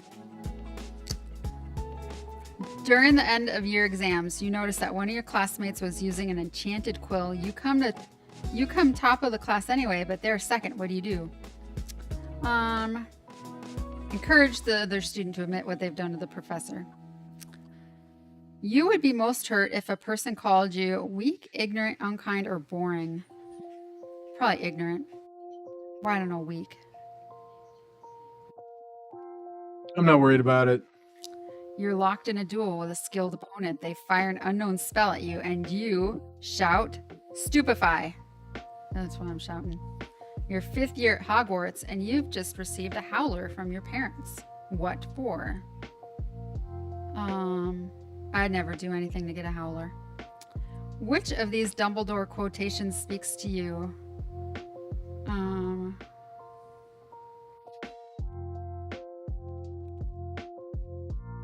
I'm gonna say, geez, these are hard. I don't know. I'm gonna say pity the living and above all those who live without love. Which of these most accurately describes your relationship with your closest friends? Either I love surrounding myself with people, the more friends I have, the better. Nah. I have a few very close friends that I would trust with my life. Maybe. I tend to be wary around new people, so I don't make new friends often. Kinda. I find myself becoming friends with people who can help me to succeed. That's true too. I'm going to say very few close friends. Which skills am I most proud of? I'm going to say my ability to get what I want. The first Quidditch match. How long is this? What role am I playing? Oh, geez. I might be the beater. I don't know what that is. What? Chris will like that answer. You're allowed a pet at Hogwarts, an owl, a cat, or a toad. Well, I would bring a cat, of course. It's Saturday, you finish your homework, you have some free time, you decide to spend some time away from your common room. Where do you go? Well, I like the outdoors, so I'd go to the Forbidden Forest. What would you see in the mirror of Arised? I don't know what that is. I'm going to say myself knowledgeable above all. What of these magical events would I most like to experience? I want to go to the Yule Ball. Who do I ask for help trying to master a new spell? The library. Choose a Deathly Hollow, the Elder Wand, the Resurrection Stone, or the Cloak of Invisibility. Oh, for sure the cloak. I like to be mysterious. Okay, what do I do following after leaving Hogwarts? I'd probably join the Ministry. And then sadly, finally, we know that the Sorting Hat takes into account your preferences. Which Hogwarts house do you feel most identifies with me? Well, I don't know any of these. Gryffindor is where Hermione and Harry Potter was. No. Slytherin is where Malfoy was. Okay. Hufflepuff, I think, is where, like... That redhead was? No, he was in Gryffindor. Hufflepuff is where, like, I think his brothers were, though. Okay. Or maybe they were Ravenclaw. Hufflepuff was like... What's Ravenclaw? Who was in that? I think the Weasley twins. So, who was in charge of Ravenclaw? Was it that black-haired person, or he was Slytherin? Ravenclaw's the house that you have to tell you have to solve a riddle to get into the... It says, I am all the things. I'm 29% Ravenclaw, 29% Gryffindor, 27% Slytherin, and 15% Hufflepuff. I am the almost perfect combination of all four houses, which is incredibly rare. You're equal in your intelligence, bravery, loyalty, and ambition. As we know, though, the Sorting Hat takes your preference into account. So it looks like I get to choose my own house. Congratulations. I'm nothing. I'm all of it and nothing. You're whatever you want to be. Yeah. Well, I'm going to go with the smart people. I'm going to be Ravenclaw then. Ravenclaw? I'd probably be Ravenclaw. No, you can't do that with me. Why not? I literally am a scholar. So am I. Well, But you're a lifetime scholar. exactly, yeah. I'm not. I'm just doing it because I'm smart. This is for the self-ting? What? Managers. I don't like being a manager because I've been one for many times in my life. So wait, you're a manager? You're Slytherin.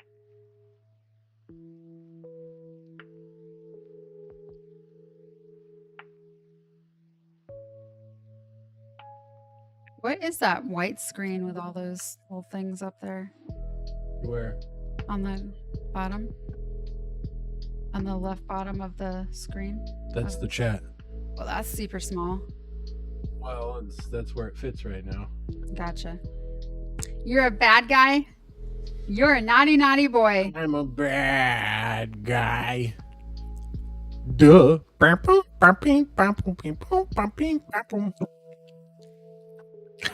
That was some hot stuff. I microwaved it too long. I'm not a bad girl. I'm a girl next door. That everybody watches from their second story while I'm tanning in the backyard.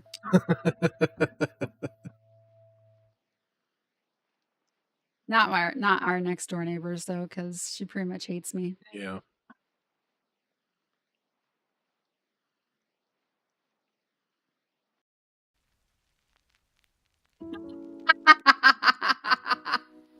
So you're saying you find Gitch attractive too?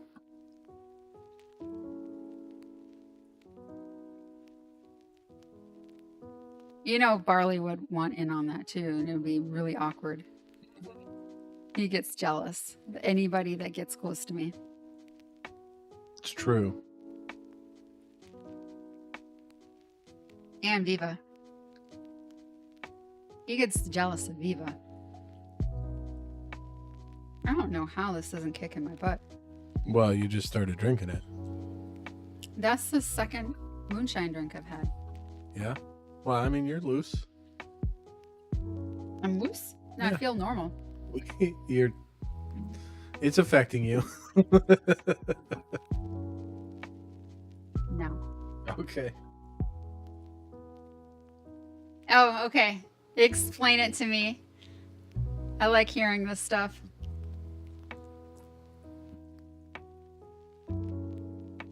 I would say that I'm not as US as some people.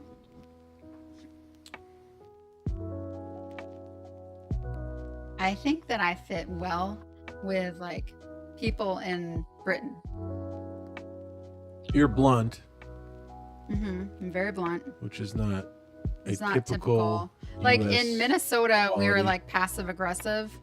I can be passive aggressive, but I'm likely to just throw all the drama out there and throw everybody under the bus and then just watch what happens.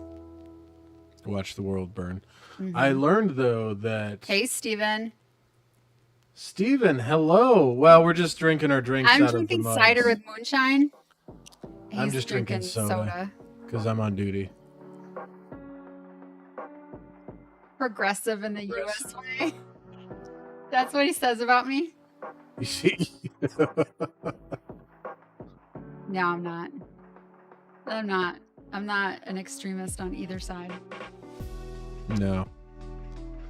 We're both pretty middle of the road. Doing good, Steven. How are you doing? Not that middle of the road. I'm all about constitutional rights.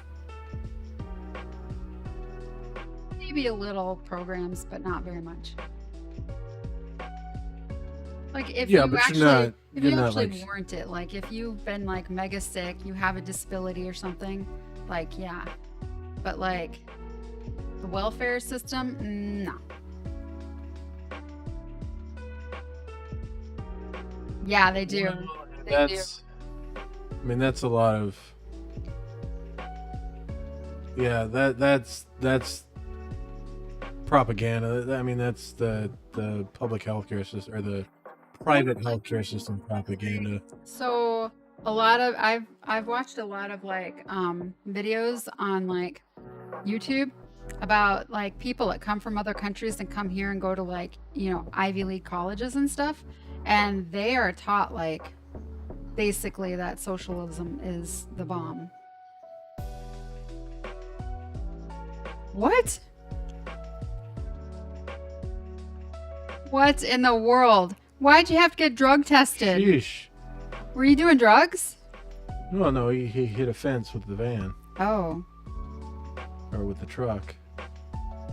Just like if I get in a crash, I have to piss and bleed. Not me. I crashed my Explorer into the pylons coming out of our housing department. Tore two out from that were like cemented into the ground. Totaled my truck. And then just got a bigger one. Took him a year to fix what I tore out of the ground.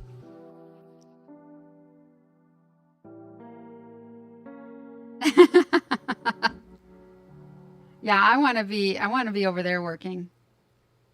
I don't even know what it's like over there to work. I learned, as going back to the passive aggressive Minnesota thing, that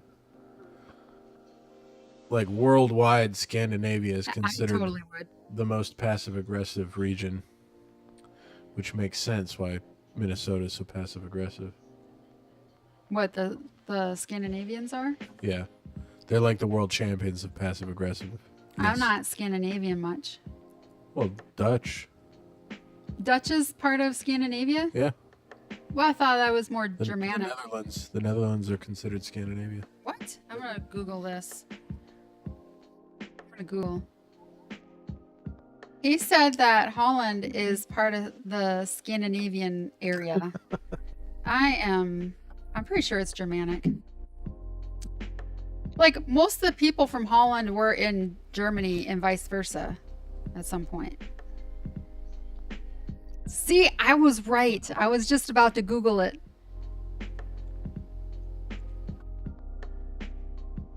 Have you ever been there? Well, it's like it's listening to me. Oh, okay. It says the Netherlands is Denmark. often considered a part of Scandinavia and even the Nordic countries, when in reality, it is not true. Denmark is the one that I was thinking of, not Holland. Yeah. Copenhagen is there, right? Yeah, Denmark? Yeah, I have a friend that lives there. it's Sweden, Norway, Denmark, Finland, and Iceland. Those I are the kinda feel like Scandinavian Denmark- countries. Like, is more Germanic too. Because my friend says it's really close to Germany where he lives. Copenhagen sounds like a German word. Yeah, it does. Hey, why you guys barking? I'm gonna Google that too. According to Google, Denmark is part of Scandinavia.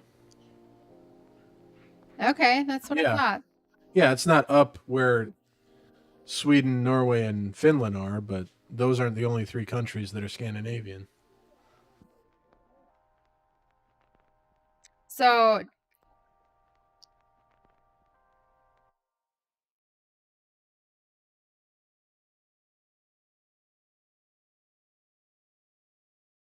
okay. Apparently, there's also the Faroe Islands, Greenland, and Åland, which I don't even know what Åland is. Holland. Åland. Holland.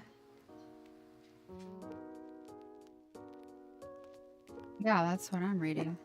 What separates Denmark from Germany? The North Sea. That's it. The North Sea. Does Denmark speak German? Oh, they speak Danish? Are Danish people similar to Germans? Oh, what?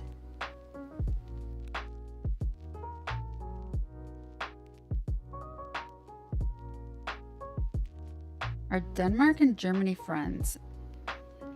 Yes. Are the Danish Dutch? No.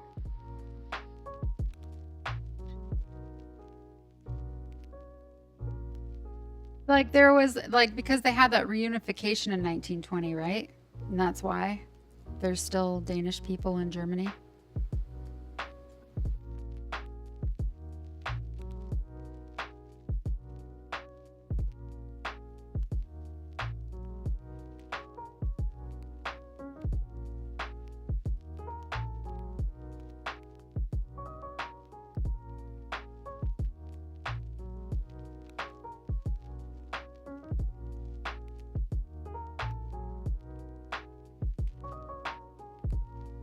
Oh yeah, that's what he said. The Schleswig. Schleswig? I can't speak German. Schleswig-Holstein. So it was controlled by Prussia, which is part of Germany now. What is That area that he was talking about. the Denmark? And then they had a reunification, which something about amnesty. I didn't read it.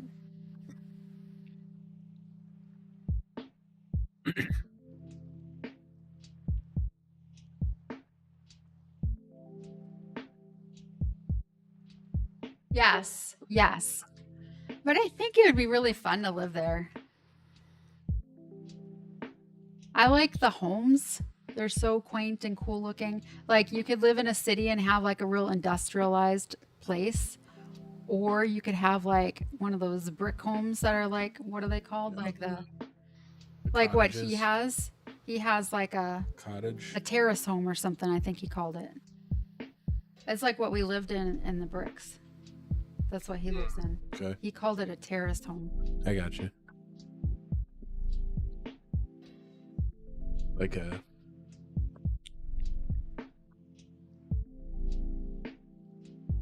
Yeah, I like houses of bricks. You guys need to stop your barking and growling. Yeah, I'm gonna look up different homes in Germany. What do the homes just bring all my portable ACs? Or I'd be fine. Yeah, I don't know that it gets that hot there. It does get hot there. Really hot. In Germany? Yeah, it was like in the 90s when he was at the festival. Yeah. I think they just leave their windows open a lot, though. They're like Paul. Whoa, okay. Just have So swamp fans. the average cost of land in construction is double or triple of that in the United States.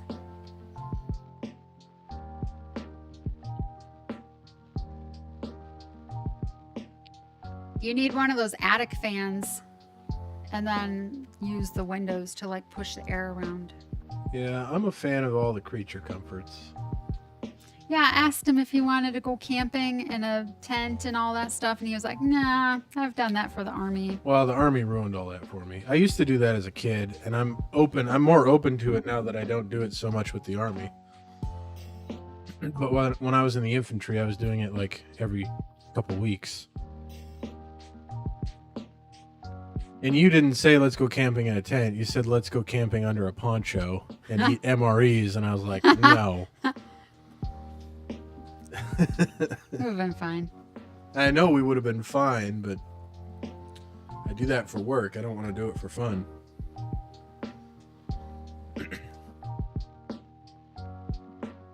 So, Like if we're gonna go camp tenting, I want to get one of those the tents that have like 2 rooms and a common room, and yeah, it looks like they're, and you got to pay, like if you want to rent a house, it says they require 3 months rent in addition to your security deposit before you can live there. sheesh. I wonder if rent's more affordable though. I don't know.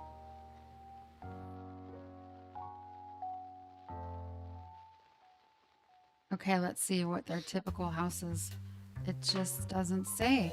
It says downtown apartments may be a little smaller than America. Okay. Meanwhile, German houses have larger rooms. Oh, a chalet style house found in Bavaria. That's where I'm going to live. Close quarters make good relations with neighbors. That would probably be easier over there than here. We try to meet our neighbors like pretty much everywhere we go, and it's always bit us in the butt.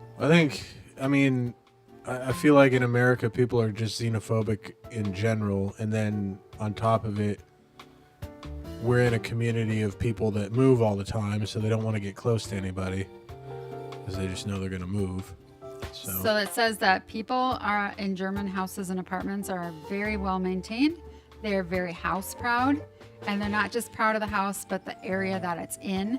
By law, German homeowners need to keep the sidewalks in front of their house clean. And the cleanliness can definitely make a German home even homier. That's totally me. Like, remember I was like, well, we used to pressure wash the sidewalk we in used to front of our pressure house. wash the sidewalk back in Washington. But my gardens are so pretty. Like, Yeah. this last year, I planted a bunch of stuff and then didn't keep up with it because of school. Well, I and got out of school control. and health. Yeah, and health. But You had quite a few Situations. stuff going on this last year. Quite a few situations. And Chrissy Gumi. Yeah, she's a handful.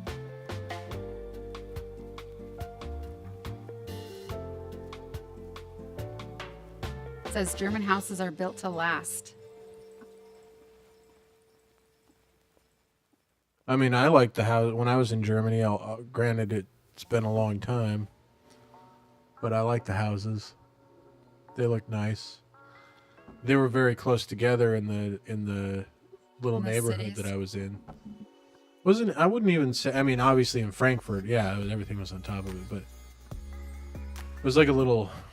I can't even remember what the name of the city was, or the town, or I don't even. It was pretty small though. It was big enough to have a hotel, but I don't think the town had a single street light.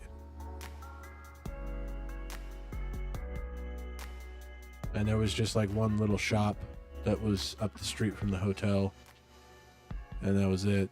And a grocery store. If I had an apartment, I would probably choose an Altbau. Is that how you say it? Altbau? Altbau. Altbau. Yeah.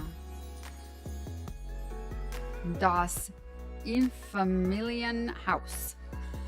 Ein Familienhaus. Oh, okay. Single family home. Yeah, I'm gonna live in that one probably in a village with some sheep. Yeah, probably a bungalow. I would like a bungalow. I like one-story homes. Or Devin Bacon made it home. a red brick Gothic house. That sounds cool. These timber framed houses. I know those are cute. Making the house a home.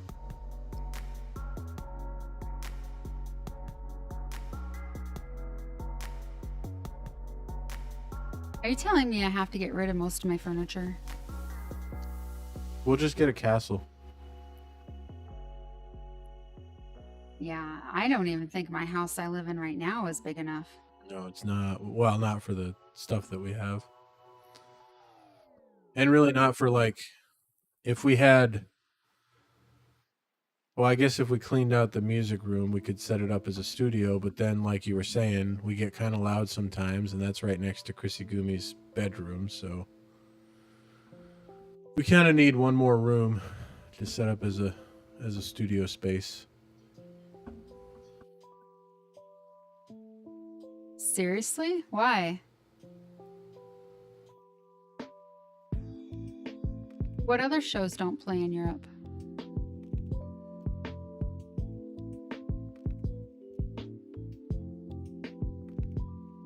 Is this gonna be a joke?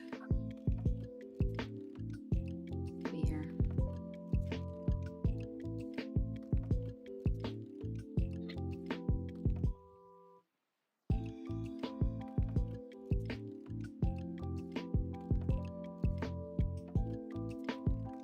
Yeah, pro boobies. I thought you said no boobies. I was like, I definitely remember nudity like just on normal commercials.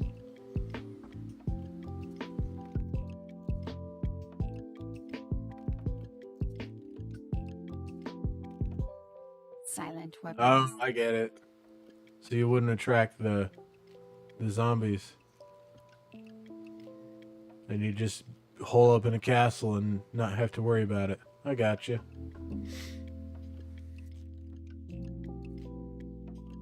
Trebuchets. The superior siege weapon.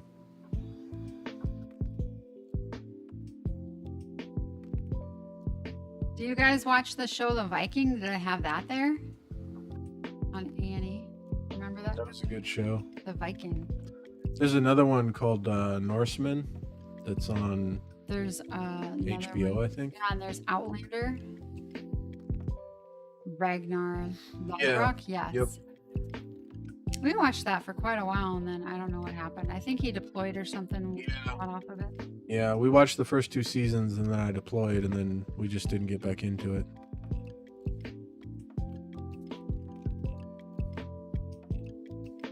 Well, Norseman is the satire, but there's another new one that's like Oh, I know. Which is like the Norseman. I know I've watched it.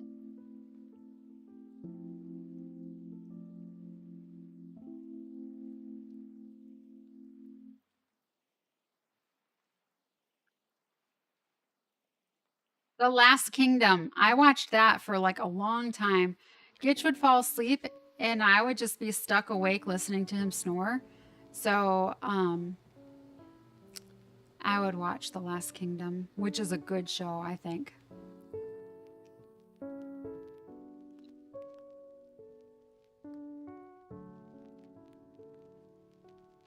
What other shows?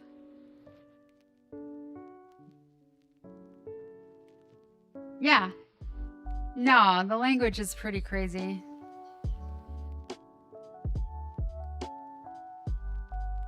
Barbarians. Oh, that's another one. It says if I like this one, I would like that. It also said that I would like The Bastard Executioner or Nightfall.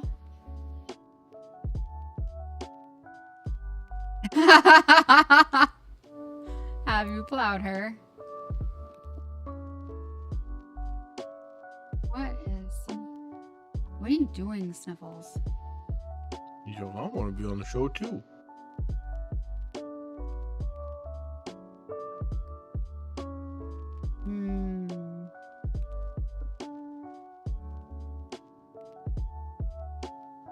Okay, I'm gonna look up. If you like the Norseman, it says that you would like Lilyhammer, Borderline.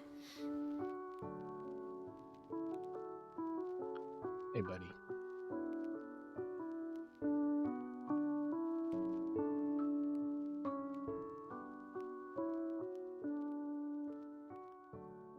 That I'd like the Marvelous Mrs. Maisel? No, definitely not. No. Hard no on that one, huh? Yeah, it's like some 50s chick, like some chick in the 50s trying to be a comedian or something.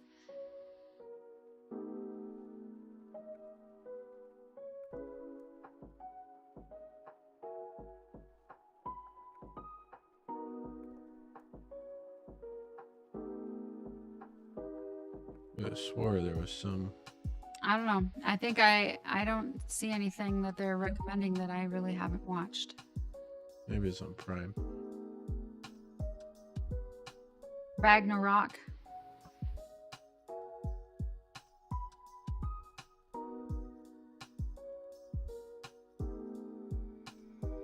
I've never seen Sopranos. I have a friend that watched them all, like from beginning to end, but I've never seen it. Yeah, that's what it is. Doesn't get. It only gets 3.5 stars. What? Yeah, I've never seen it. Never, never, never, never. But it's a movie on Prime. Lilyhammer. Looks like it has.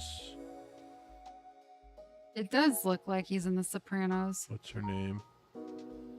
Ragnarok. I think we've seen Yeah, Ragnarok. Goodman.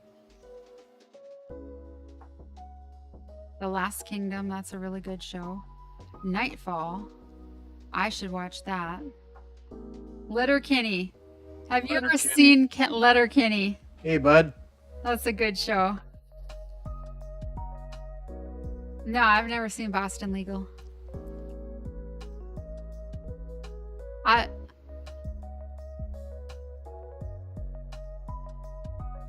Me too. Me too. He eats and he does this like slurping on his fingers. Oh, gross.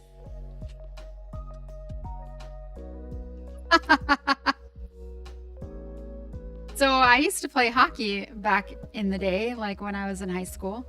So I like Letterkenny.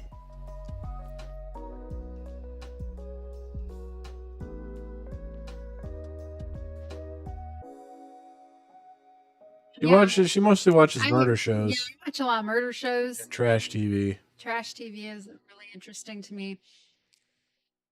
I mean, I watch a lot of like documentaries that are like morbid documentaries, like about people getting killed and stuff. I like that stuff.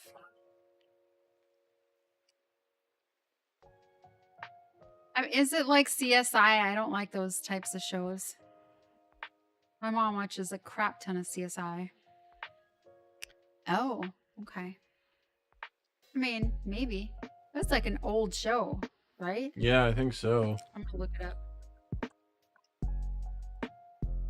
Yeah, I think it's like CSI. Brooklyn Nine-Nine, hell yeah. Yeah. Yes, I like Brooklyn Nine-Nine. It's funny. I can't believe that they have that over there. That was Gandalf. Oh. Oh, Brooklyn Nine-Nine meets CSI? Okay. I don't know how if I'd like that. Oh, it's got that dude in it from Star Trek. What's his name? Yeah. And it's got It's this either that other or Patrick dude. Stewart. This guy? I don't like him. He's in another show I don't like. What is that dude's name? Billy Shatner? Oh, William Shatner, yeah.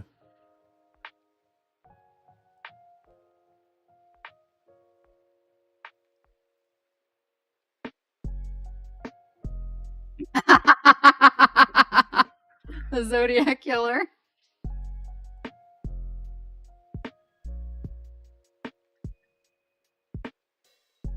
Yeah, James Spader. I am not a fan of James Spader. Let's see what other. There's another show that he's in. And I'm just like, bleh.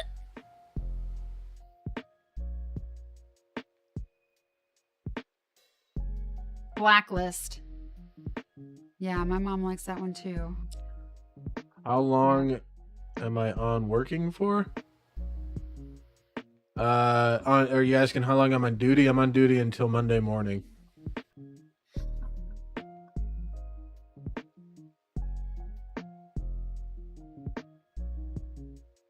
I haven't seen most of these things. I need to watch the show. The heck?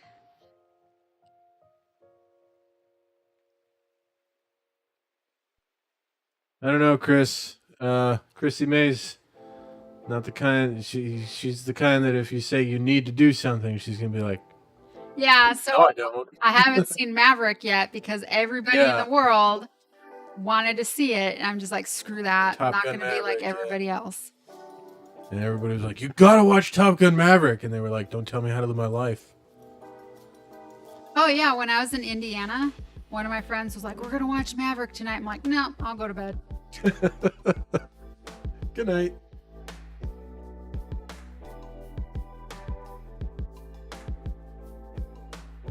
How haven't we seen it? I mean, I don't like Tom Cruise. That's part of it.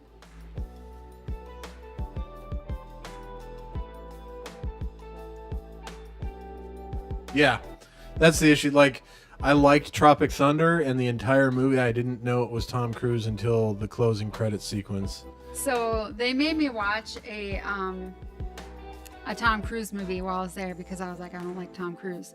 And then Jeremy was like, I know you'll like this one. And he's like, it's like my favorite Tom Cruise movie.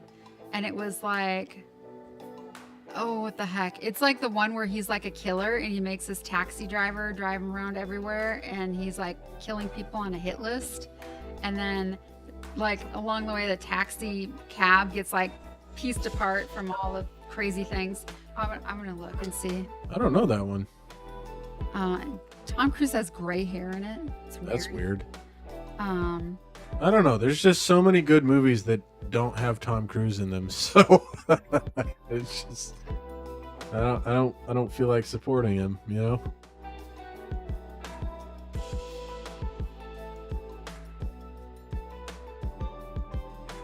No, I think it started with a C. Not cocktail. What the heck is it?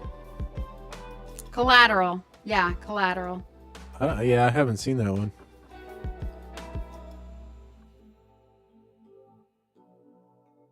I don't know. So like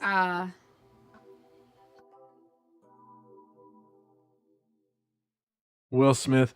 I mean, ever since Men in Black, Will Smith, his movies kind of, I don't know, they're just boring. so Jamie Foxx is in this movie. Jada Pinkett Smith is in it. She plays the attorney that he's ultimately after and gonna kill.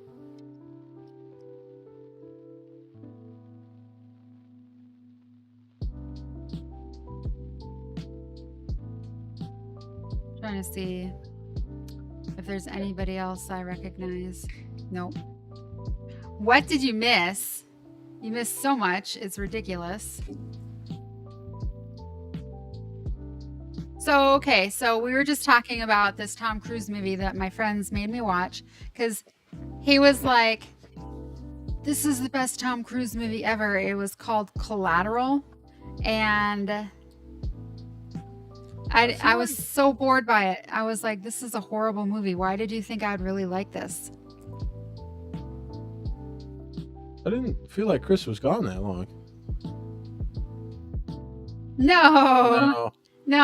Well, we were talking. It all started with how we hadn't seen Maverick. Yeah, I just won't watch it. Don't I'm just have like, any whatever. desire to see it. I know that there's like a warrant officer in it, and I'm just gonna sit there and be like, that's not how warrants are. That's not how that works. That must be a Marine thing. That's not If you accurate. want to see a movie with a good warrant officer in it, watch Aliens. She tells everybody that they're gonna die, and nobody listens to her. And what happens? They all die. I've never seen that. The only one that survives is the warrant officer. Is that the Sigourney Weaver? Yeah, she's a warrant officer. Oh. Huh. It's a woman military person. I'm probably not gonna watch it.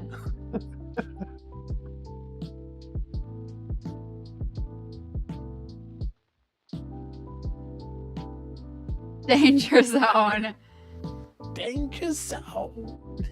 I was listening to Berlin, like, on my trip back and forth, like, because I like some songs from the Top Gun movie, but, like, pretty much mushy songs.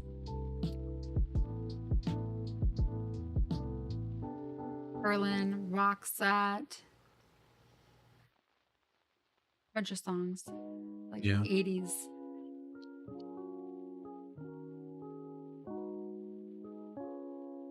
Elite Dangerous. That's a. Did you get the Horizons? Or I think it's Horizons that lets you like get out of the spaceship, right? I haven't played that one yet. I stopped playing Elite Dangerous after I think it was Horizons that I stopped playing on because the next one, Odyssey, is the one that you can get out of your spaceship on, and I haven't played that. I used to, yeah. I used to play it a lot. I got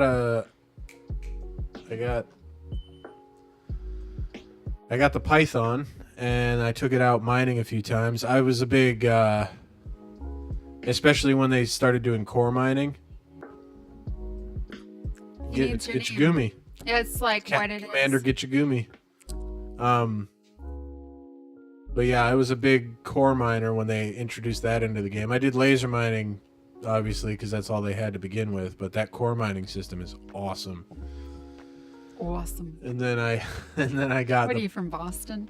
I spent a year there, and then I got the Python, and I was able to do like a 40-ton. I'll have to start playing again and add you. But I did like a 40-ton haul. And I started getting into the politics side of things in the game. And then they came out with Odyssey, and I just like, I don't know if I want to do the, I don't know if I want to do the like getting out of the ship stuff. I might get back into it. I tried winning post for a little bit again. I was really addicted when I was younger. And then I started playing again, and I just don't like have any ambition or love for gaming, I think. Yeah.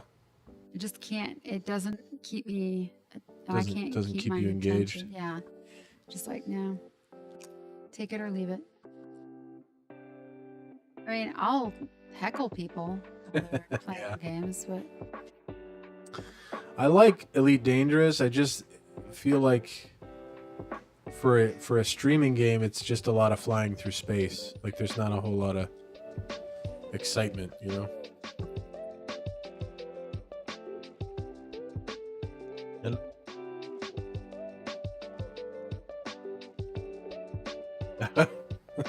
What is that? Oh, there's a bunch of like visual novel games on Steam where it's basically you just go through this, like Doki Doki Literature Club. I don't know. I don't know that one's erotic, but it's like you go through the story, and yeah, it's not so much a game as it is just like a visual novel with.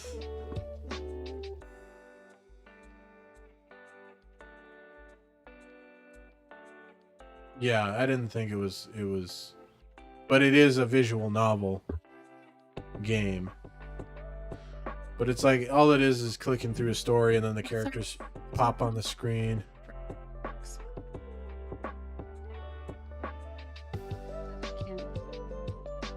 This does it to me all the time. Never get into Netflix. I was just on Netflix.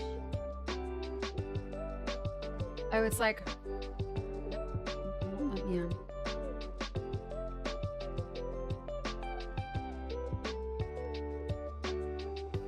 Yeah. I've seen the Game Grumps play a few of them, or go through a few of them, or whatever, which they're kind of funny because they do like the voice acting. And Aaron has his like typical protagonist voice that's kind of funny. And then they have funny voices for all the girls.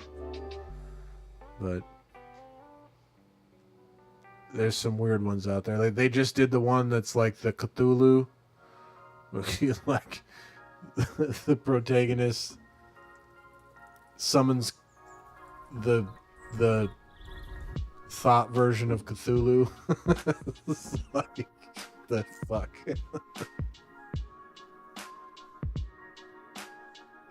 I can get onto Chrissy Gumi's profile, but not ours.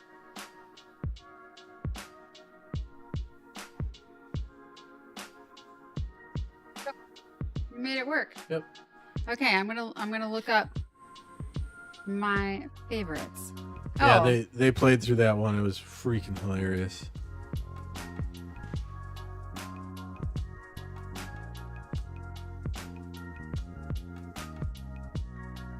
You buy beer in Minnesota? Yeah, you can buy beer in Minnesota.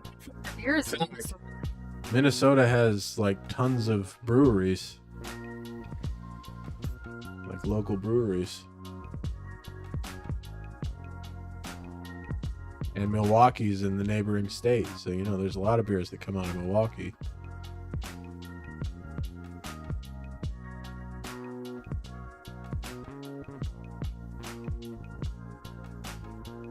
Oh yeah, no, they're like not Budweiser. you got what is it? Ham breweries in Minnesota. Greenbelt. They have Greenbelt. Summit.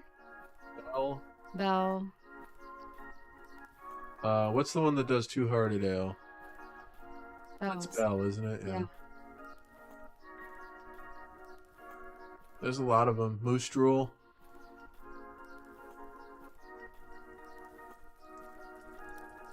Sturley. Yep.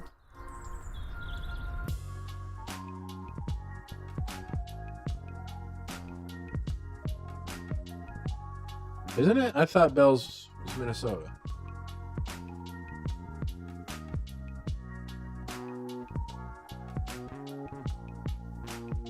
Yeah, well, we're in North Carolina right now. We're from Minnesota. Oh, you can Bell's come see us here. Bell's is Michigan. You can totally come. We have extra room.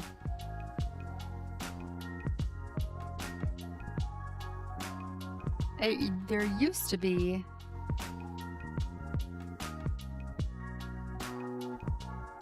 Okay, so the Minnesota. Yeah, Breweries. Gandalf's in Minnesota. We're in North Carolina right now.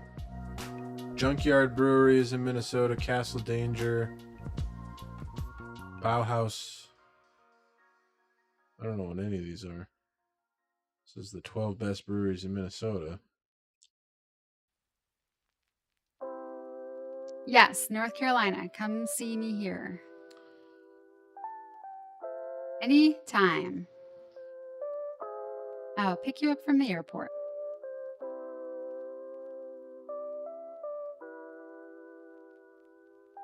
Okay, I'm looking for a new show to watch.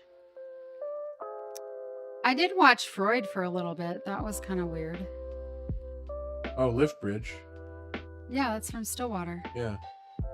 Can't believe we didn't mention that one. Summit's from Minnesota. I said that already. Okay.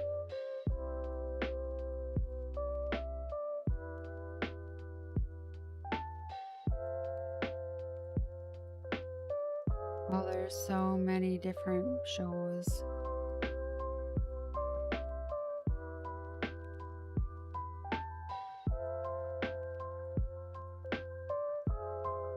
What? The Old Streets of Ori, Maine and George Hazard? Where is that? No.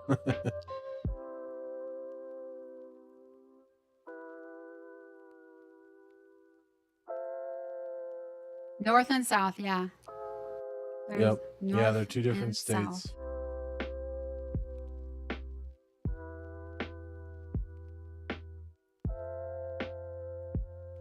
Filmed with Johnny Cash. Oh, the movie North and South?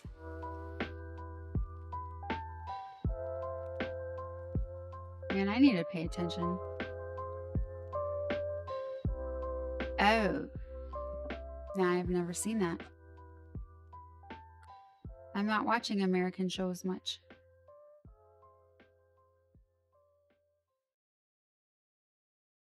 Well, I like Elizabeth Taylor. My favorite movie of hers was either National Velvet or the one where the original Father of the Bride. I like that one too. Patrick Swayze.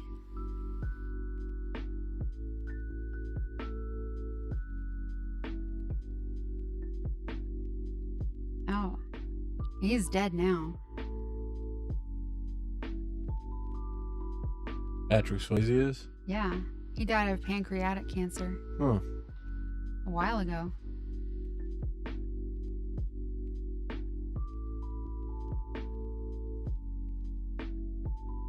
I think I might like this show, Border Town. Sounds really cool. It's about a detective tracking down killers. Sounds right up your alley. Yep. Like that Cold Cases show that you watch. Mm-hmm.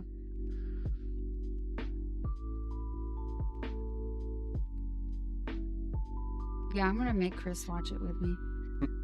Like, this is what we're watching now.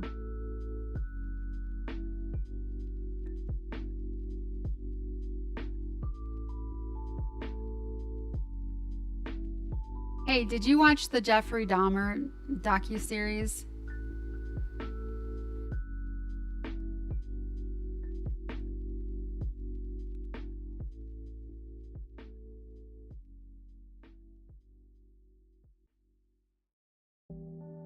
Nope.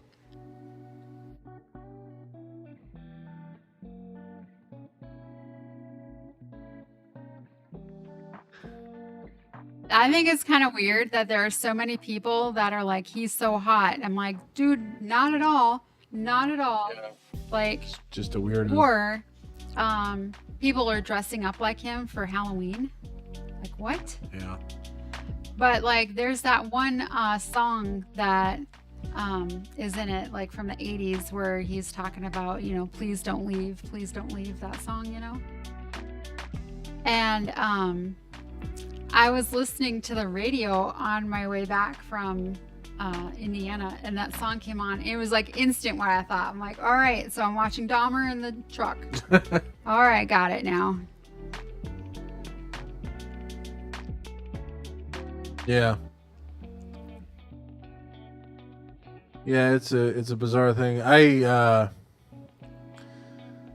heard about how the victims' families didn't know that they were making that docuseries. It just came out of nowhere. Oh, I watched Tiger Kings. I made him watch it too. Yeah. I mean, at first when I started watching it, I was like, what is happening in this? I couldn't get past the first episode because I was so confused. Like, is this real? It was just so out there. I was like, what in the world? And then I kept watching. It was like a train wreck you couldn't look away from. I was like, oh my God, this is crazy. Yeah, I didn't watch it until I came home from deployment. It's like that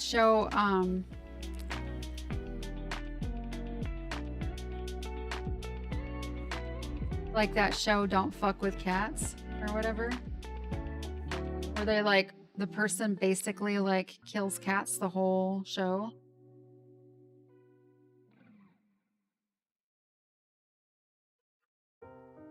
Johnny Flakes. Yeah, well, he reached out to them. They didn't want anything to do with it, but then he didn't tell them that he was still doing it. So when it came out, it was a surprise to them. And then it just kind of re-traumatized everybody.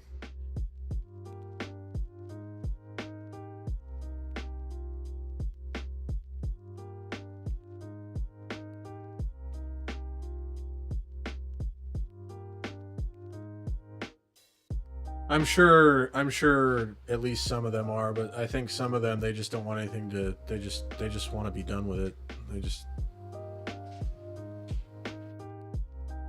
I'm sure the lady that was his neighbor is probably pursuing legal action.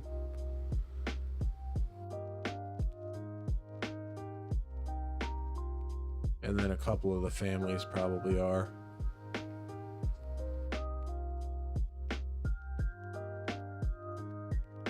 How do I find what I used to watch? My history. I think it's close to the top. It's like watch. It says watch again or something like that.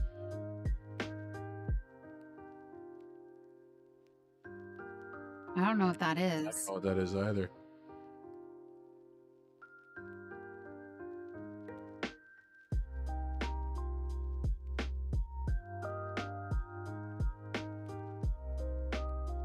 Nope, it's not.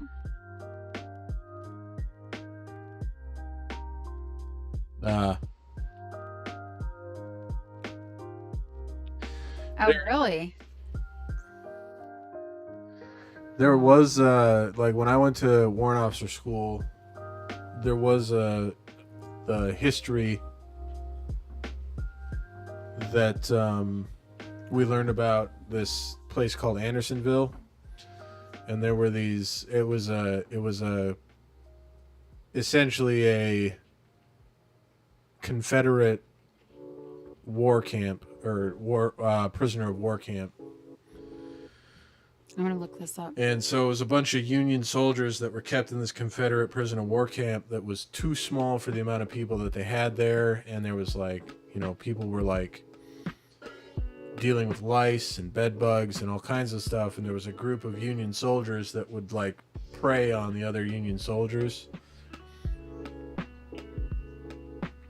And like even the movie that they did about the history, they just called them by whatever their gang name was called. They didn't use their names in the movie. And if you go to Andersonville, their tombstones are set behind this tree in such a way that the sun will never shine on them because they're to the north side of the tree. And the sun, we're in the northern hemisphere, so the sun's always to the south.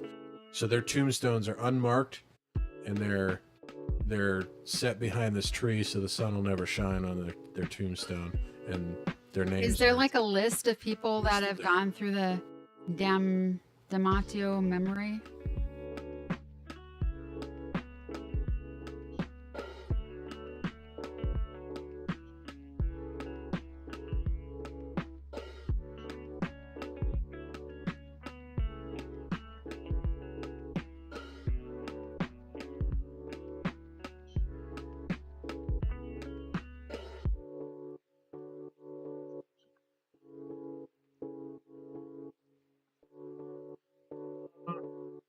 So they erased King Tutankhamun's father, Akhenaten.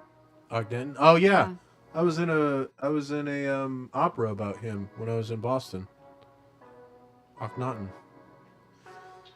Because he was a sun worshiper, and that was in the time of polytheism. So he was very dangerous. he believed in one god, and they all believed in many gods, and so they killed him and erased him from history. Divine Augustus.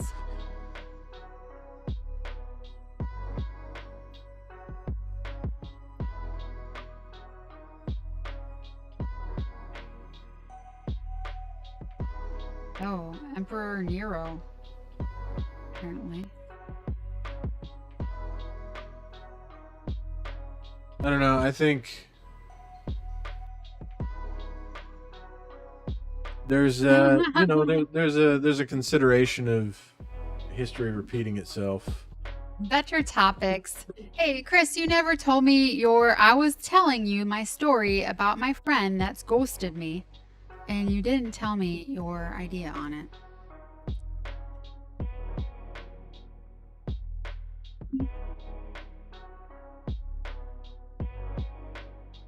It was too boring for him.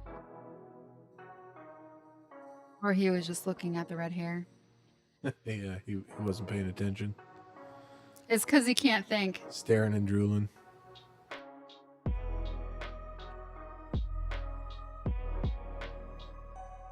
Oh, you can't understand why he'd ghost me? Yeah, the second time now. What the heck? Oh. That's like when you just stop messaging somebody, you stop talking to them, like you just ignore them completely.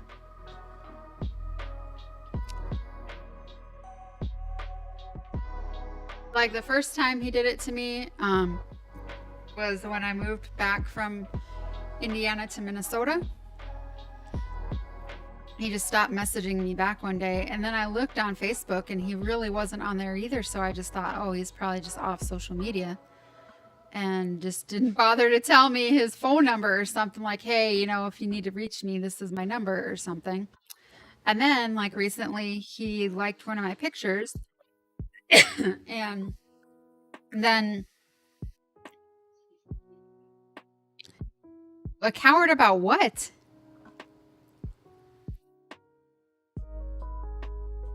I felt kind of bad because when I was in Indiana, I didn't have time to like meet up with him, but like he was kind of out of my way for like where I was located, and he works weird hours. Like he works 3 to 11.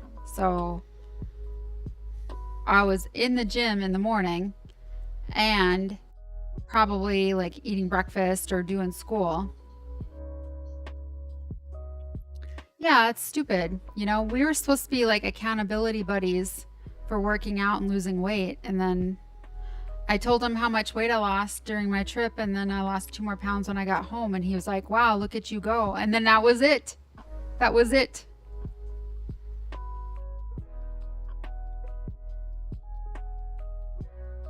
It kind of sucks though, because like I don't invest in people that much.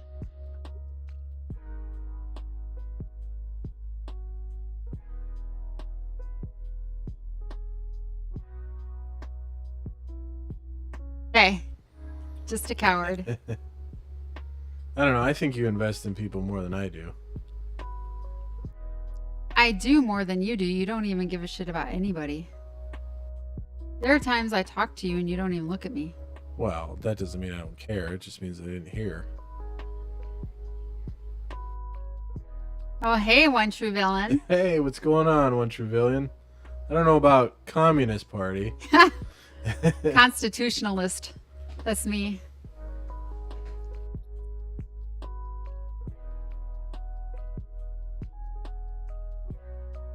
Yeah, I don't know. It's just kind of crazy that I don't know. I'm not used to people just like, oh, I'm just going to stop talking to her. Yeah. Well, and it's weird. That's why the only reason I can think of that he would have done that is he had some sort of comrades idea and it wasn't working out for him, so he just deuced. Yeah, Gitch thinks that maybe the guy had a crush on me or something, and because I didn't get like swayed by him or something, that he was just like, oh, I'm out. Peace out.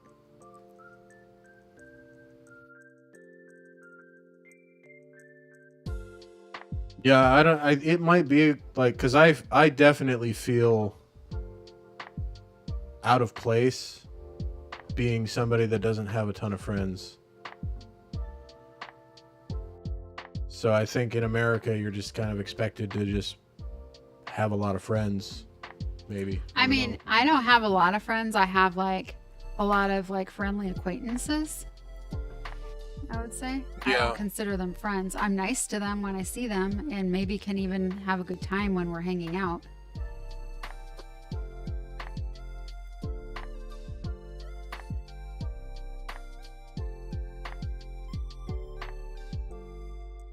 That's Steven. Good to know, Steven. Thanks. He can't stand a sexy woman who rejected it. That's probably it. I mean, he never asked, so I didn't have a chance to reject him. I don't know. It's hard to say. I mean, I can't get in somebody's head.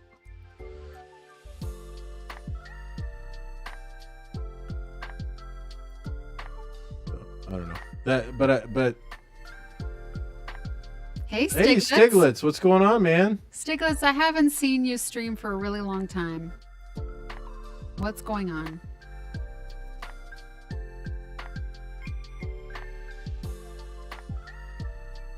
All right, I'll be back. Oh, Now you I'm have the one show. that's got the show. All right, everybody, ask me all the questions. New stuffle.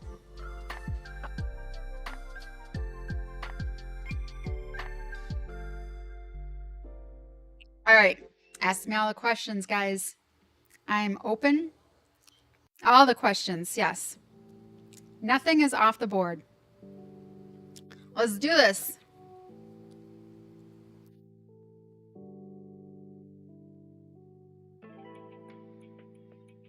Eye drops after the shower. You have tons of water in your face while you're showering. Why do you need eye drops?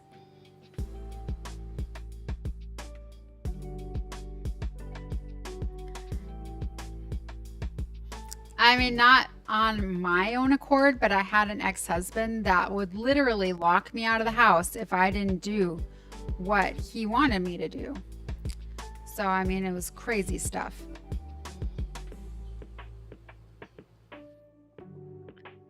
No, he's super like conservative. I mean, I can't even take advantage of him off the table.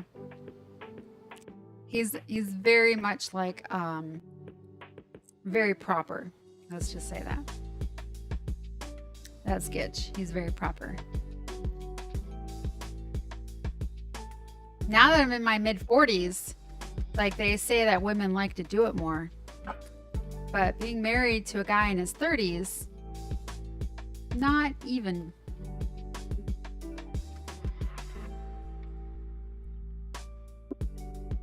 But then I do a bunch of homework and then I fall asleep, so it doesn't work out for anybody.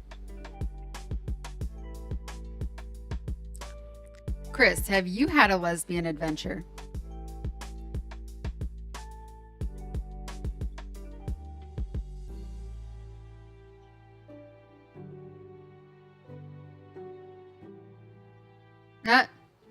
I gone wild.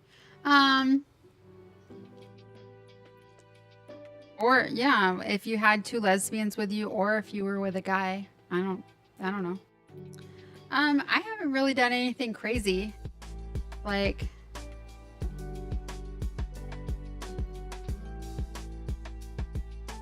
I mean, the only crazy stuff I did was like my ex-husband would like, he'd literally force me to do things. If I didn't do it, then I would be locked out and had to sleep in my car.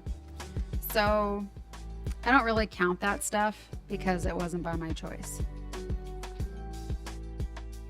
I had sex in a car once. That's like the most. You had a homosexual adventure. Interesting.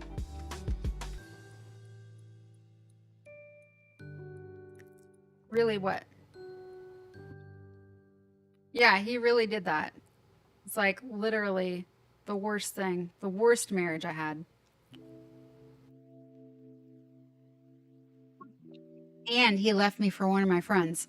That's the second husband that left me for one of my friends.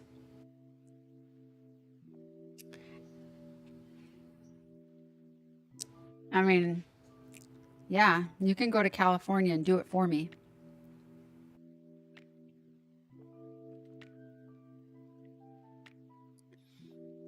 I mean, at least now I can talk about it. Like, I was very ashamed for a very long time. Because, I was a cop. I should know, like, what abuse is, and, like, you shouldn't do it, or, to somebody. And if you're in an abusive situation, you should leave. But, like, they wear you down mentally so hard that you feel like either you've gone crazy, you're making something that's petty into something big, because that's what they make you think, that your complaints are petty, or you feel like you are like stuck, like you can't do any better in life, or like you never survive on your own, or whatever. And I was like, whatever, I'm done. And I like left him. This is a dude that was like living with his wife and kids until 3 days before we got married, and I had no idea he was married. No idea. He had a separate apartment, and then when I'd go to visit him, like, we went to this apartment, which I thought looked like a bachelor pad, so I didn't second guess anything. But like, he had a whole family. It's crazy.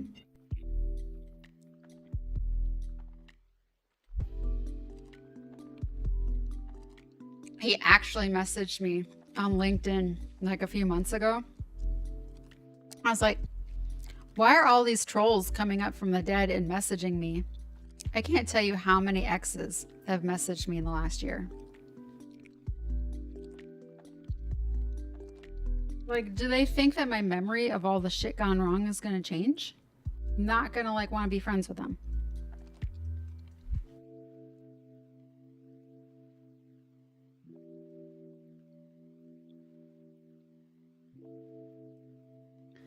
Stephen Perez, if you were here, I think you would try and take advantage of Gitch on the table.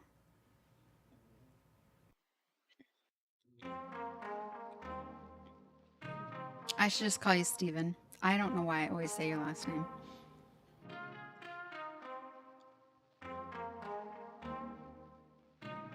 I mean, seriously, you're like more attracted to what he's doing than I think anybody I've ever known. You always want me to slap his ass. Okay. Ask me a question. I'm ready. More questions.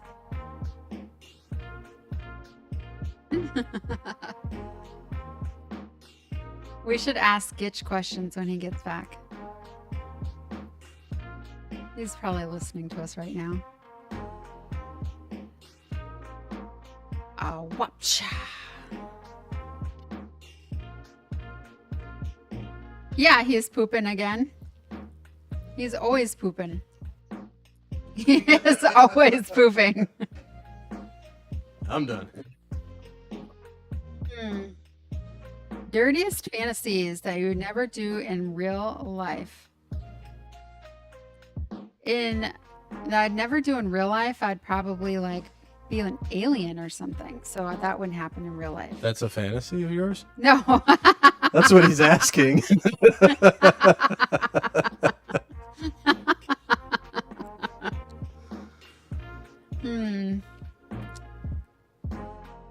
I mean, I do fantasize about smearing poop all over my ex's car, like under the door handles and stuff.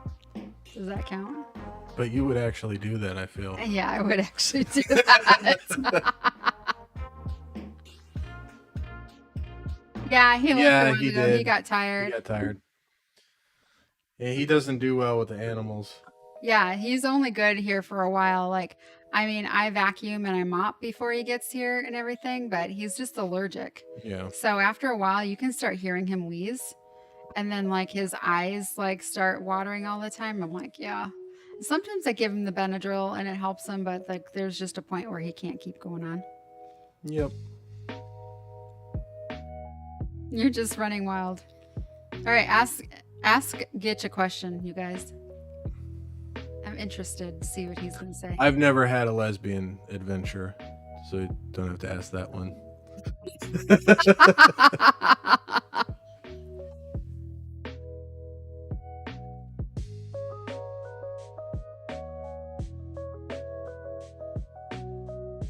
Yeah. He said, yeah, you're a guy. Yeah, it's gross, right? You go to somebody's house and it's hard to be a lesbian as a guy, he said. I don't know. It's 2022. You can be whatever you want. That's what the media tells me. Oh, yeah.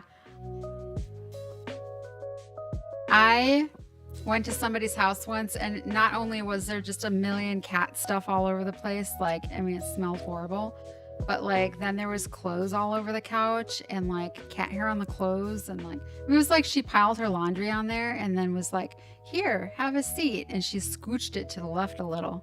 Like, I just like, and then the sofa was one of those you just sunk down into. So like my knees were to my face and I'm with all this clothes just leaning into me and like all this like animal hair everywhere. I felt so gross. Like, I don't like having animal hair on my clothes.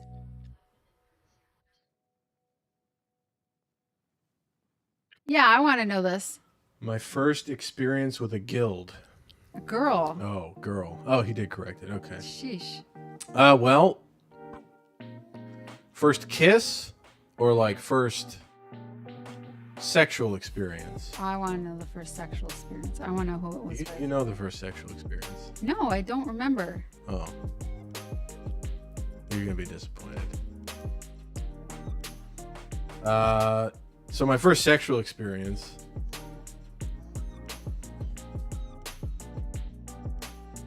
Yeah.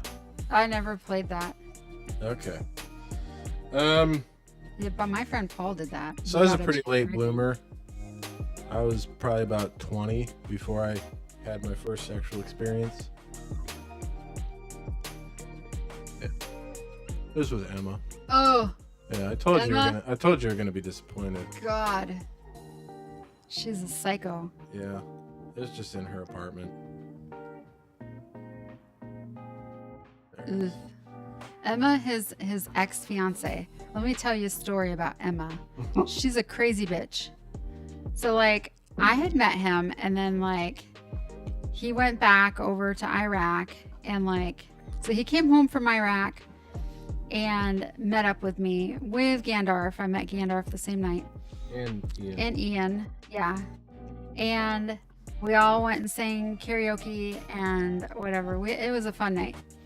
And then Gitch goes back to Iraq. He sends me some flowers for my birthday, which is super cool because I never get flowers. And then he like redeploys and really wanted me to be there for his redeployment, which I couldn't because I had drill that weekend and it's not like you can get out of drill. So then like we talked and stuff after that. Like I didn't chase him or anything. I was just like, if he wants to talk to me, he can call me or text me. Like, I'm not going to be that girl. And so we were That's talking. what won me over, by the way. We were talking one time. I was driving and he was like, oh, hey, I got to go. I just got an email from one of my friends. And, you know, when I get email, I definitely need to check in on them. And I asked him, I was like, so this friend is a girl? And he was like, yeah. I'm like an ex probably. And he was like, yeah. I'm like, I don't understand why you're still involved in her life. Like, you don't have to respond to any kind of email, I would think. Well, I mean, it's just like, it was an abusive relationship. I'm fairly certain Gandalf can confirm that for you.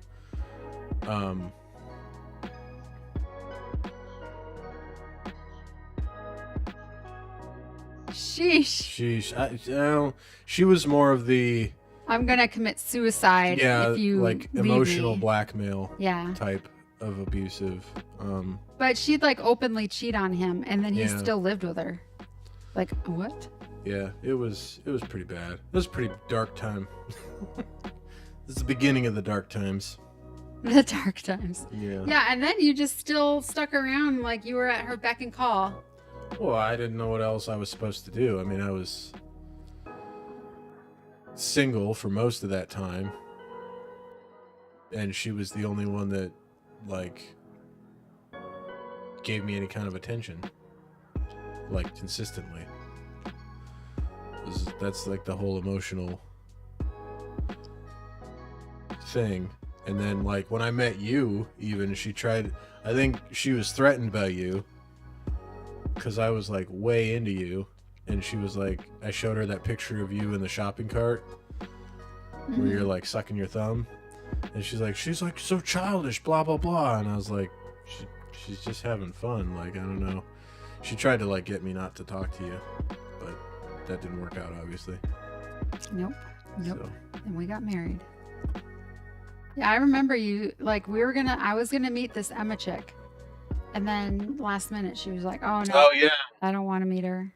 Yeah. Yeah, she didn't want anything to do with you. But it was kind of weird to me. I'm like, so you hung out with her and her boyfriend all the time. Mm-hmm. She can't meet me? Yep. Maybe because I'm so much better than her. Hell yeah. That's a good kind. Yeah, psycho women like that, like, they just need to, like... Really?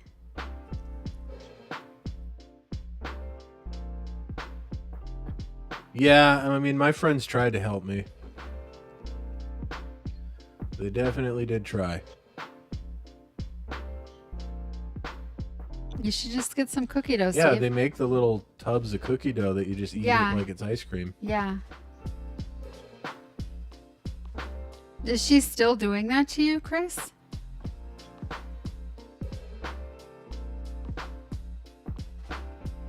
You definitely need to you should just show her a picture of me and be like, I've got better now. And she won't even know. Yeah. Oh, okay, no contact. That's good. Yeah. Yeah. That's what I ended up doing. What? For what? Well, yeah, no contact for Gitch after I, like, lit into him because he was still contacting her. Yeah. What? Women are so psycho. Wow. She sounds like my sister. Like, literally. Did she ever do that? Debbie, yeah. She would, like, so one person actually got community service and I don't think he did anything. That's crazy.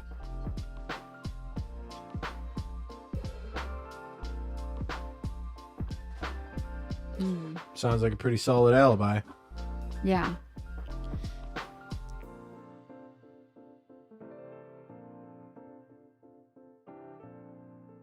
My sister did all the crazy shit. Like, she said she was pregnant numerous guys and to try and keep them.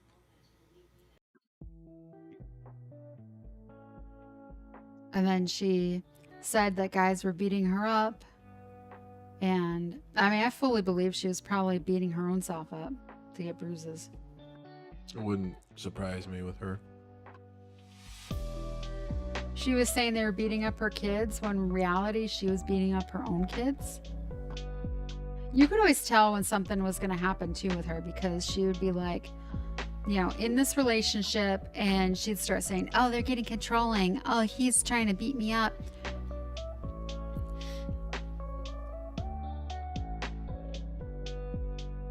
And then Debbie will all of a sudden pop up and be like, oh, I was talking to my best friend the other day. It's like some new guy you've never heard of.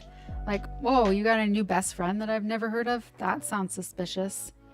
And then next thing you know, the guy she's with is supposedly like beating her up or being controlling or threatening her or something. And then she's like saved by her new best friend, you know, and she's with that dude then. So my sister is just straight up psycho.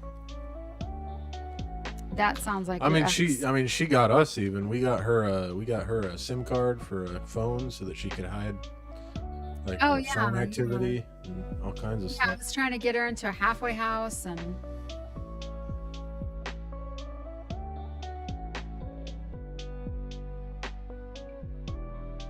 right. No, it doesn't help. It hurts everybody Mm-hmm. making a false accusation like that.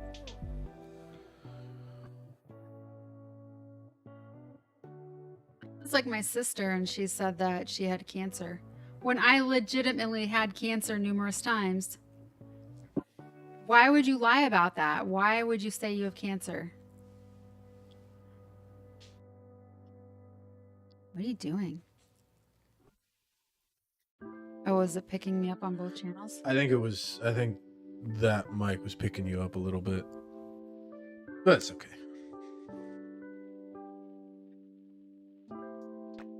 I You didn't. look like a creeper. I didn't mean to distract.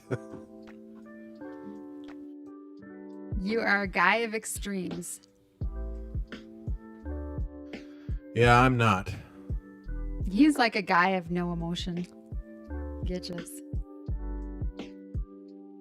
I am definitely a stoic. What am I?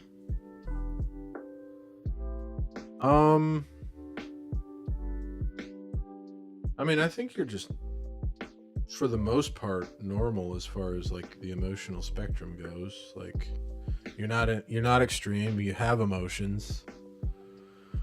Sometimes you get like dissociated, but that's. I mean, I wish that for my exes too sometimes. Especially my last one.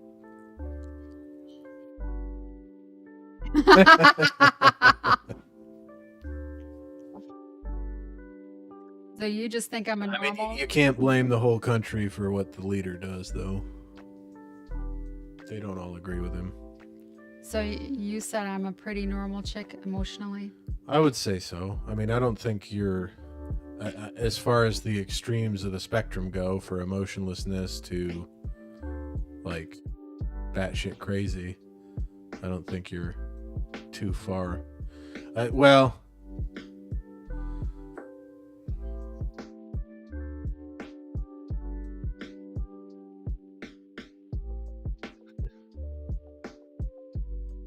you do.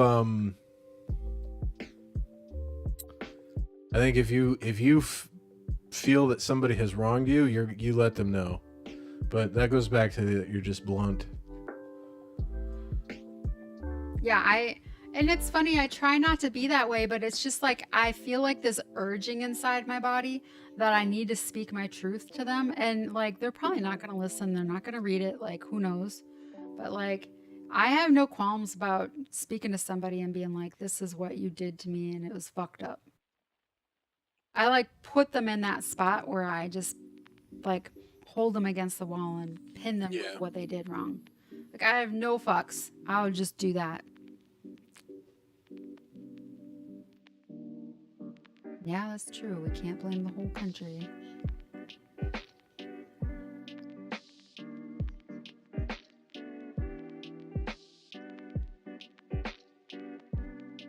Maybe there was some people that tried to hide people to protect them. I don't know. The more that I've seen of the world, the more I realize that, you know, that's just feeding into the national propaganda when you do stuff like that. What are you looking for? My electric zapper for hair. Oh. Oh, I think it's over there. Which is a, you know, funny thing to say as a military man. But also I think people should Topic change. have their own brains, so. Okay. That's not how this show goes, Chris. Have you been here before? We like dark and real morbid. heavy. Okay, That's I'm gonna tell you. Hey, JD20, what are you doing? 80-20. What up? So this is funny to me, but not funny to most people. So, you know, I was a police officer and I was an EMT back in the day. This was when I was the voice changer. There's no voice changer. You should listen and see what I sound like. Yeah, I don't know what's going on. So anyway, I was working for the fire department as an EMT, and I was. What is it? Me? No, it's like a really bad echo. Huh. So you're gonna have to fix that. I don't want to be piercing people's ears.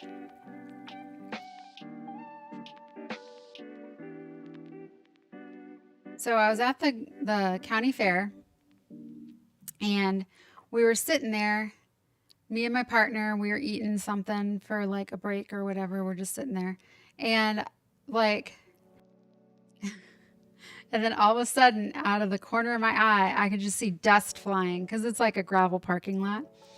And this like huge boat of a car was just like turning the corner and be like, just speeding through the parking lot. Like there are families with little kids and all over the place. So there's this little kid that was like biking on his little bike with training wheels. Guess he was going to bike through the fair. And he was like crossing over, and she just rammed right into him.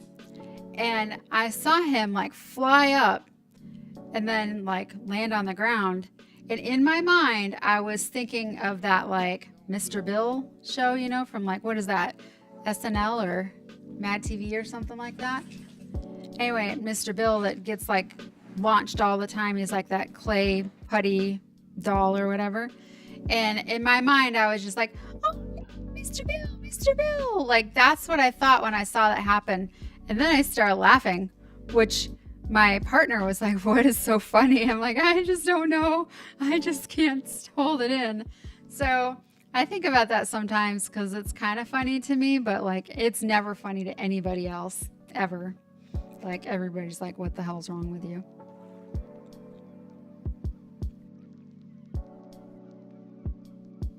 That's one extreme of my funny. You guys are all like, what the hell? Does it still sound like that, Getch? Oh, he's been adjusting the wrong volume, guys.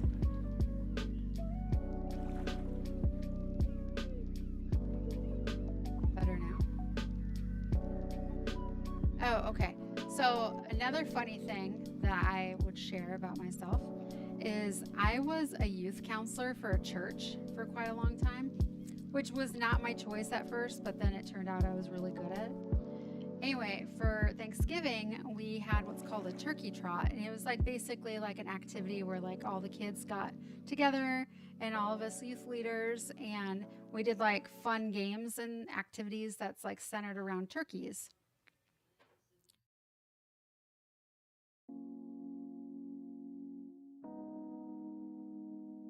Real English, yes.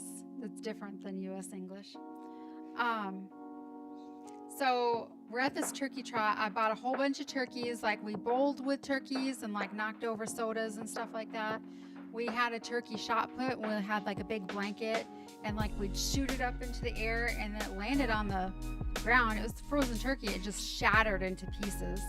So that was crazy. We did like pie eating contest. I dressed up like a turkey. Like I had like feathers on my butt, and I had like a gobble down here, and I had like a glove on my head, and it was kind of crazy. But then I made a turkey target out of like a metal trash can lid, and I had like the turkey with a bullseye on the inside. And so then me and one of the other youth counselors loaded up all the kids outside, gave them what the heck did you call it? A paintball gun, and everybody got a few shots until everybody went through the line, and then like if anybody wanted to shoot more, they could. But it was like try to shoot the turkey, and so I would run around gobbling with my little like trash can lid, and they shot me up so many times. I had massive bruises all over my body. Like, what the heck was I thinking? But I thought it was fun. It's kind of funny now thinking back to it. Did you fix it? Sketch. It doesn't know yet. Who is drinking what tonight? thinking I need another drink, but I'm like, I think I'm not going to drink this moonshine anymore.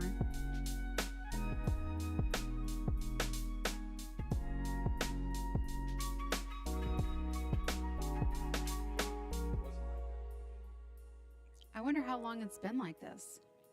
Maybe since you turned off his microphone? You guys can never figure out what's going on with sound.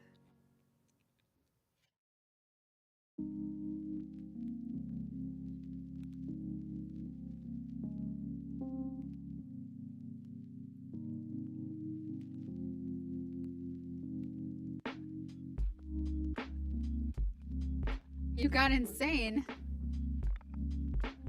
I need another drink too. It's gonna get me another drink.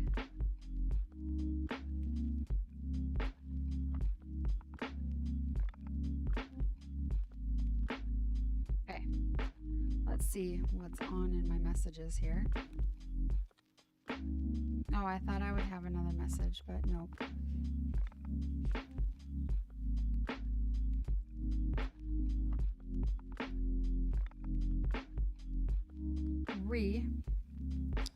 With beer. You came back with beer? That was fast.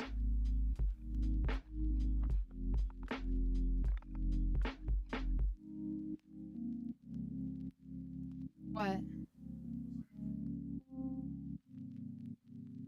You could use my headphones. They're unplugged, I think.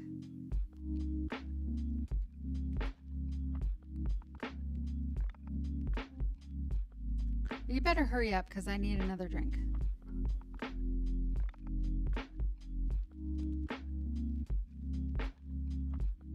Actually, you know what I need to do is I need to find my blog spot post.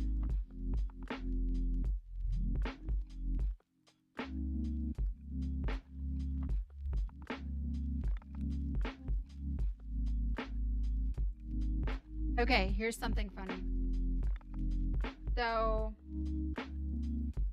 when I lived with my ex, the one that had the bachelor apartment that was separate from his family, so we lived on like the second story of this apartment, and like it was a super really quiet area. Like I never saw anyone playing in the park. They didn't have cops showing up all the time.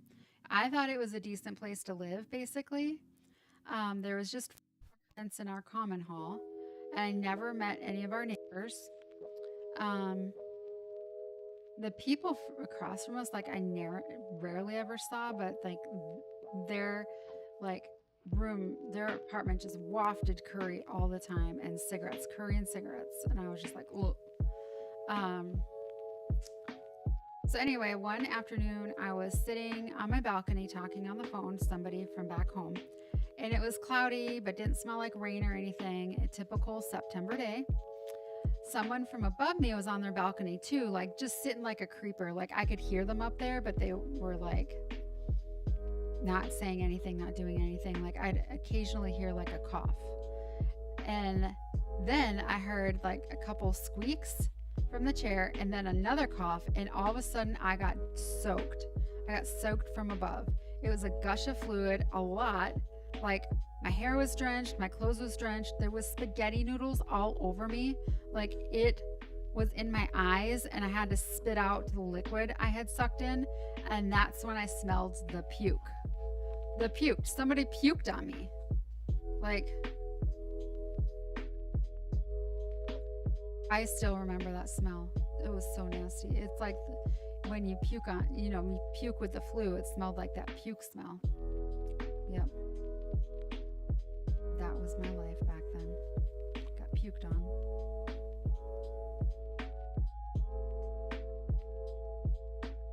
Is it just bad? Is it just bad?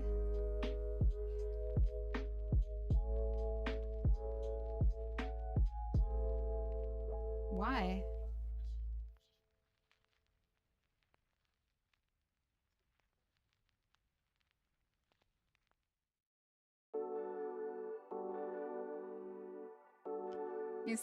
Steven says fart if you can hear an echo.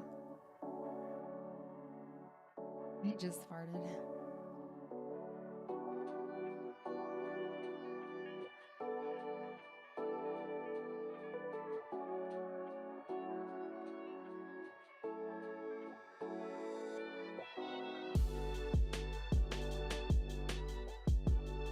Oh, we'll see how that goes. I'm back. Stay. You're gonna stay. Yeah. Oh, that's better. Okay, here's another funny story. So I went home on leave for my birthday. I was like 32 maybe. I don't remember. I think it was that. So I went home and I was spending my birthday all by myself. I went to downtown Stillwater and I like hit up a couple bars and I was like basically gonna be like doing a bar crawl by myself. So I walk across the street. I was sitting in the bar and this guy was like, we need more customers in here. You should go grab some people on the street. And I was like, okay. So I walk across the street to the coffee shop and walk up to this one guy. And I'm like, oh my gosh, Greg? Wow, I wasn't sure if it was you or not. But decided the only way I'd find out was, wow, how are you? I haven't seen you for so long. And this guy has no idea about anything at this point. Like, I didn't know him. It was a total stranger to me. And then, to my surprise, his response was, yeah, I can't believe you remembered my name. Like, what? I'm sorry, I can't place the face. I place the face, but I'm bad with names. So I'm dying laughing inside because he thinks he knows me. Well, I walk back to the freight house with Greg on my arm and his buddies following behind. So I brought customers. Then the bartender happens to be friends with this guy and his name is really Greg. The question is asked, so how long has it been since you guys last saw each other? And we looked at each other and I made him answer first. He's like, oh geez, what do you say? At least 4 to 6 years, right? And I'm like, oh yeah, I moved to Southern Indiana about 5 years ago. So yeah, about that long. So it's like getting deep in here now. Like, I mean, and then, wasn't the last time we hung out, it was you and Allison and those guys that kept walking over to Wisconsin and then back, and you guys were so trashed. So I don't know an Allison. I just totally like pulled this up from wherever.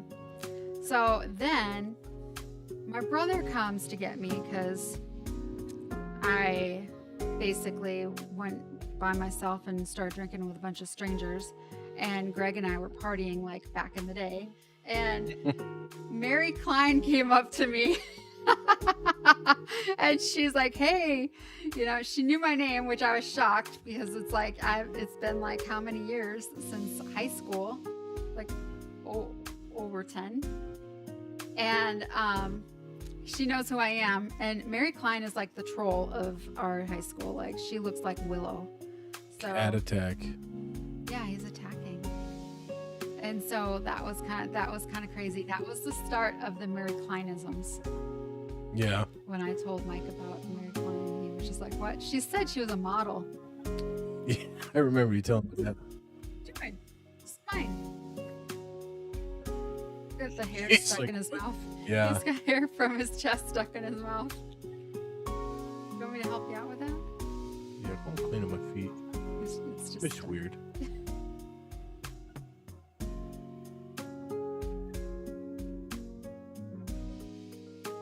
I have the fat person butt smell story. Fat person butt smell.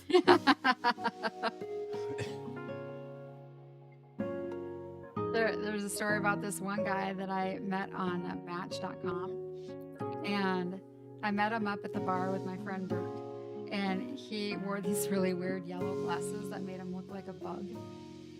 But weird. he said he was a professional poker player and that he toured and did these poker things or whatever.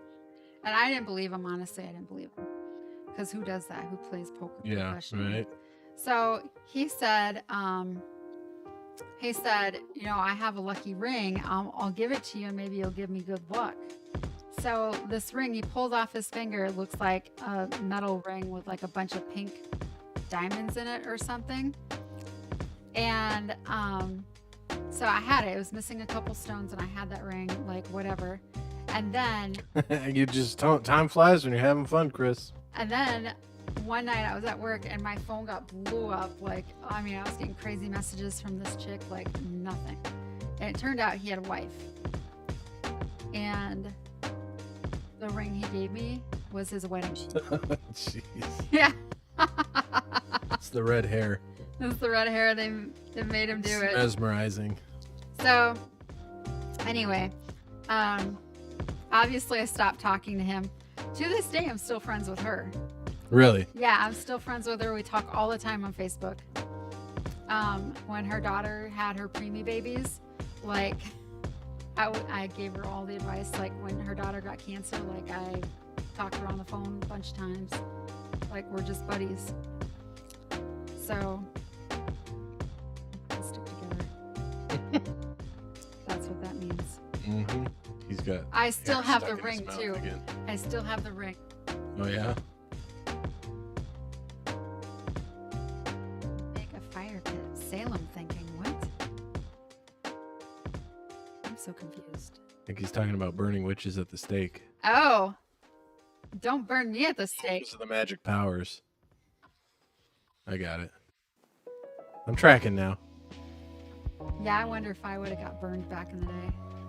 Probably. I would have had to wear that, like, scarlet letter all the time. Well, I don't know about that.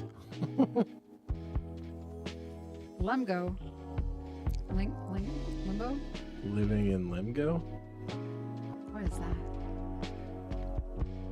Is that where a bunch of witches got burned? I don't know. Let's Google it.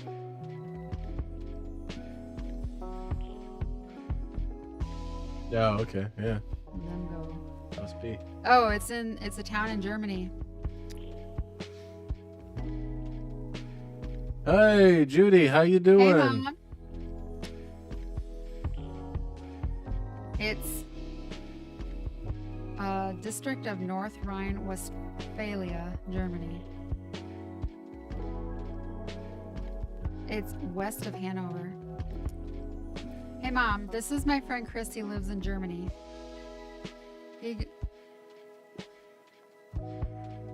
Oh, she's doing fine. She's doing fine. Yeah. You know, like a word find. She probably would be if she was playing Scrabble.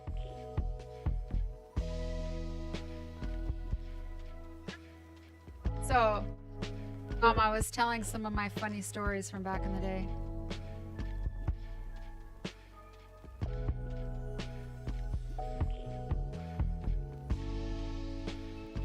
What does that sound? It's up here.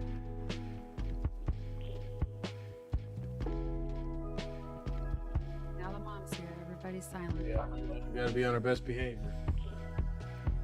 I think Pierre's still outside. Oh, you should let Pierre in. Poor puppies. You play with my lips.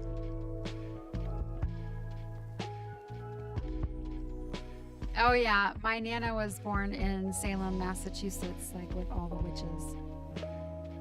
Well, it's significant time after all the witches. Yeah, like 100 years later. No, 50.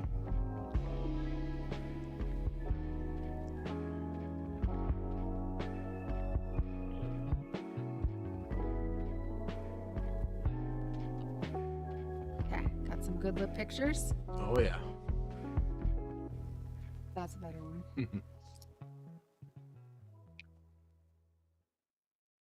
Sending lips.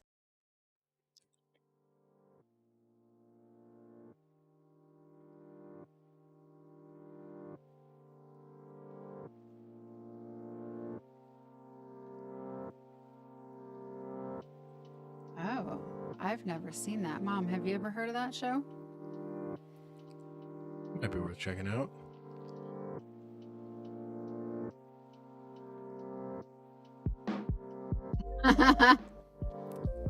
Motherland. It's a sitcom from 2016.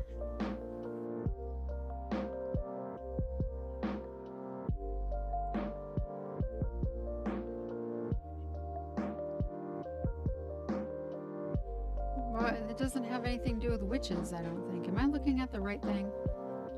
It's on BBC.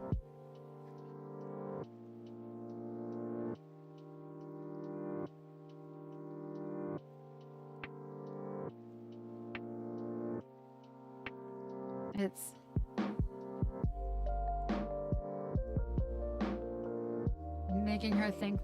making you think she was a witch?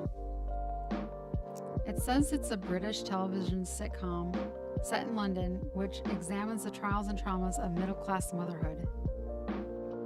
How does that have to do with witches? Maybe he was thinking of a different show. Maybe. Oh, poor thing.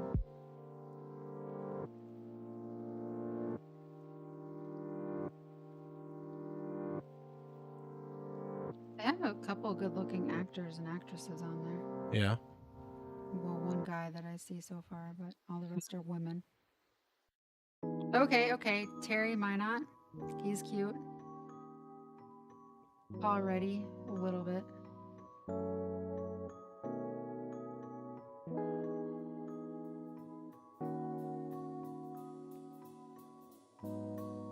It says Motherland pulls no punches, creating an honest and hilarious portrayal of parenthood, buoyed by brilliant performances by its seasoned cast.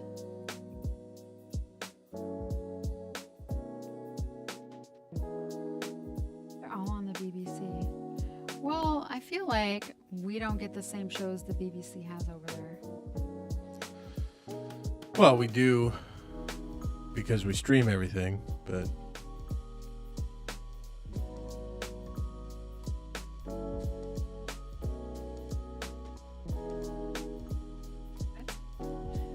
I'm gonna Google that. Just try. no, that's him. The asterisk means that's his like emotion.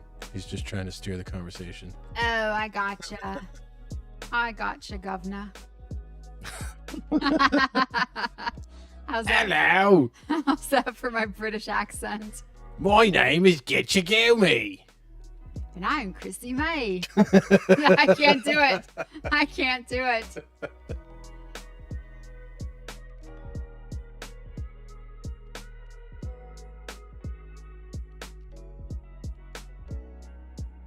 Oh, those darn Presbyterians. Man, you gotta watch out for them.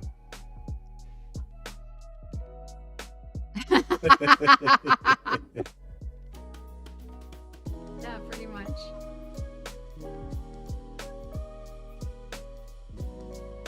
Alright, I'm going to the restroom. Oh my gosh. Uh-oh. Seal. Here she goes, everybody.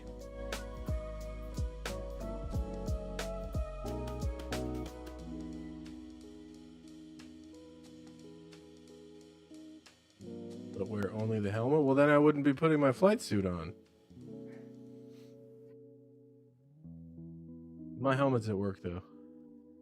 No, she specifically said she's not pooping.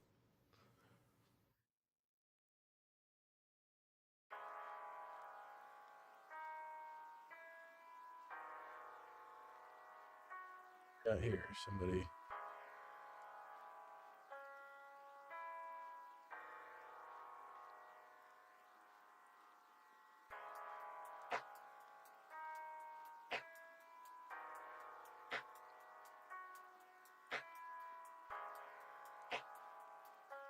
Toilet cam, no.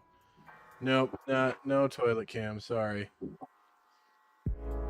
Wrong platform for that kind of thing. I think all the apple cider is working its way through me.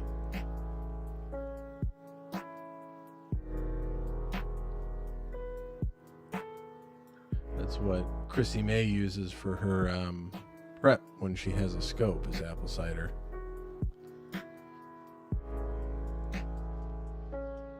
So I guess it makes sense.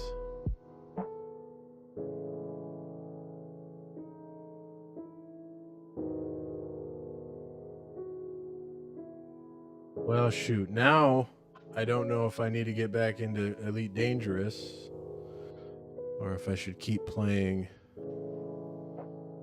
Grounded. Or there's just a bunch of other new games like Tinykin and a bunch of other stuff. I'm hopefully going to be in the beta for Nightingale, although I won't be able to talk about it. So that would be cool.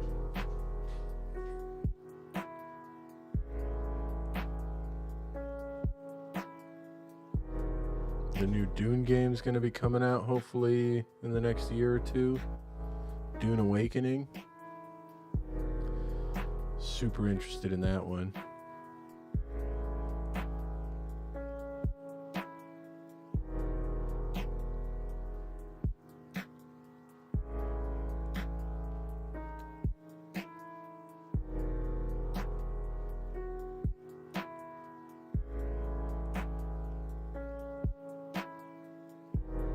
And then, you know, funny enough, I've actually been playing off stream. I've been playing the Disney Dreamlight Valley or whatever it is, Dreamlight Valley, and that game's actually pretty good. Yeah, it was honestly a pretty big milestone for Chrissy Gumi. That whole situation, and the fact that she talked to Chrissy May and actually shared her feelings with people, like that was a pretty big deal. So it's heartbreaking, the reason, but it's a huge milestone for her growth, so it's a good thing. Your mom's talking about Chrissy Gumi missing her brother. Oh, she got to talk to him? Oh, that's cool. Yeah.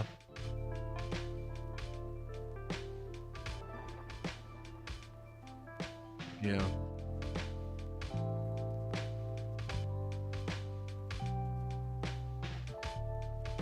But let's not talk about that on the show.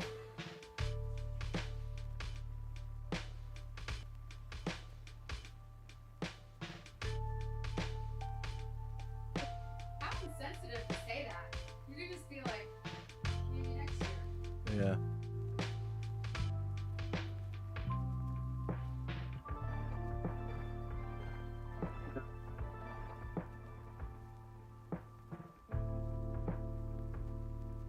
Didn't have the best role models.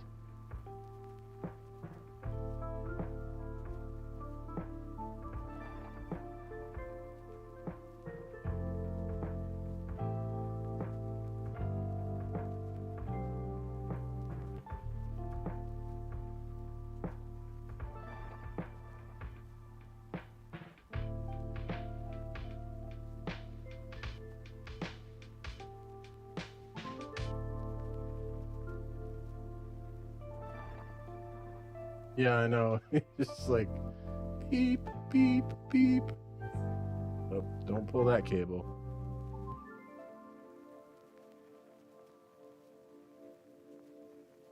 Yeah, probably. It is pretty good. It's the only Jameson I can drink.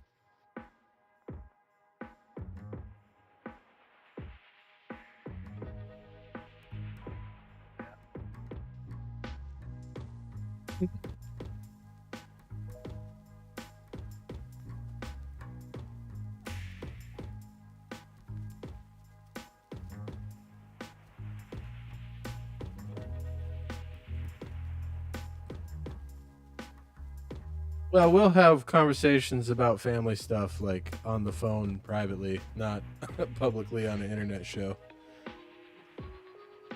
Not where everybody in the world can watch it. Yeah.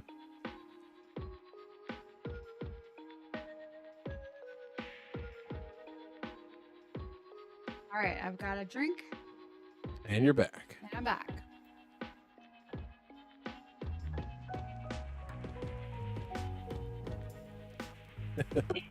Too much, huh? Pretty strong. I should have known. I could smell the orange before I even tasted it. Yeah. I got the boys with me, little Barley and Pierre. Gonna give us an ice cube. Viva's just taking up shop in Barley's crate. Yup. She's holding that thing down. They were both like laying outside of it, like, oh, wish we could get in there. Oh, yeah. Yeah. Are you coming back to see me, Barley? What happened to Chris? I don't know. Did my mom run him off? Yeah, I think he got scared away when the mom showed up. Really?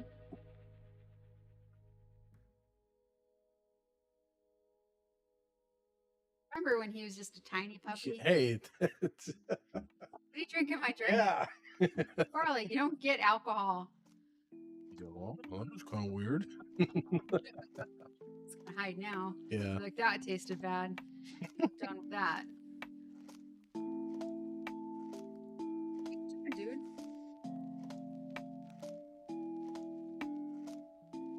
Hey, I mean, he's so tall, he literally almost reaches the table. When he's underneath the table, he leans down a little bit. Yep. Nighty All right. Good night. Here's a Barley again. Here he is. He just wants some alcohol. Yeah. Loves my lip gloss. Just like all the puppies. All the puppies love my perfume and lip gloss.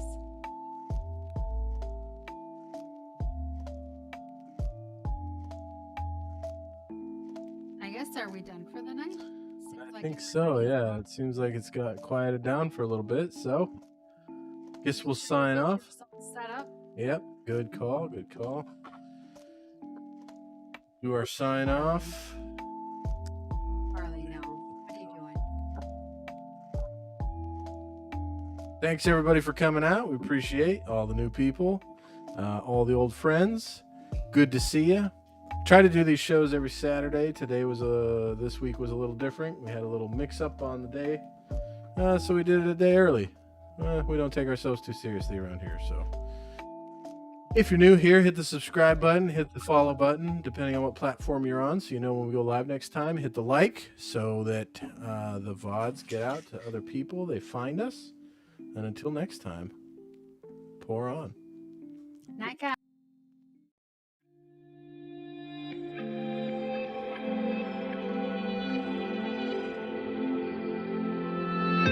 Have I become a little too shy for love?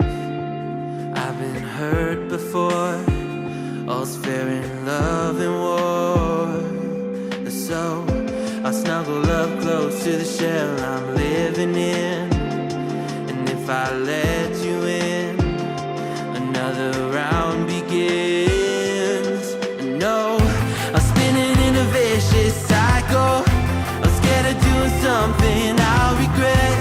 Maybe this is right, but I'm still staring at your silhouette. What if you're everything I need? A fire in my heart, the air I breathe. What if I'm incomplete without you by my side? What if I go against my heart instead of confessing from the start? What if I miss out on the life meant for us? I need you by my side.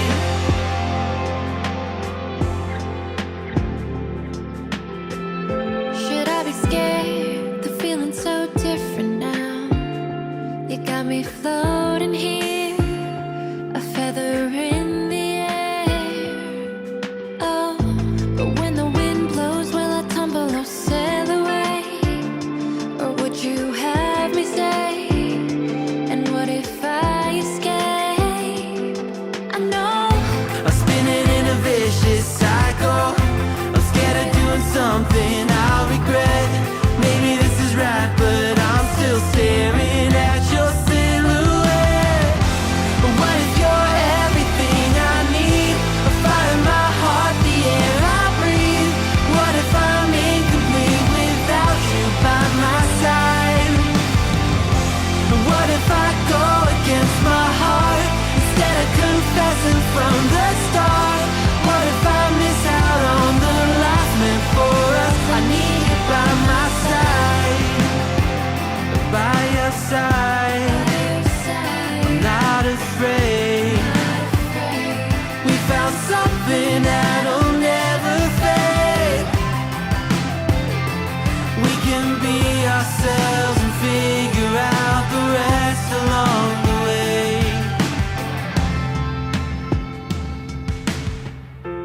What if you're everything I need? A fire in my heart, the air I breathe. What if I'm incomplete without you by my side? What if I go against my heart instead of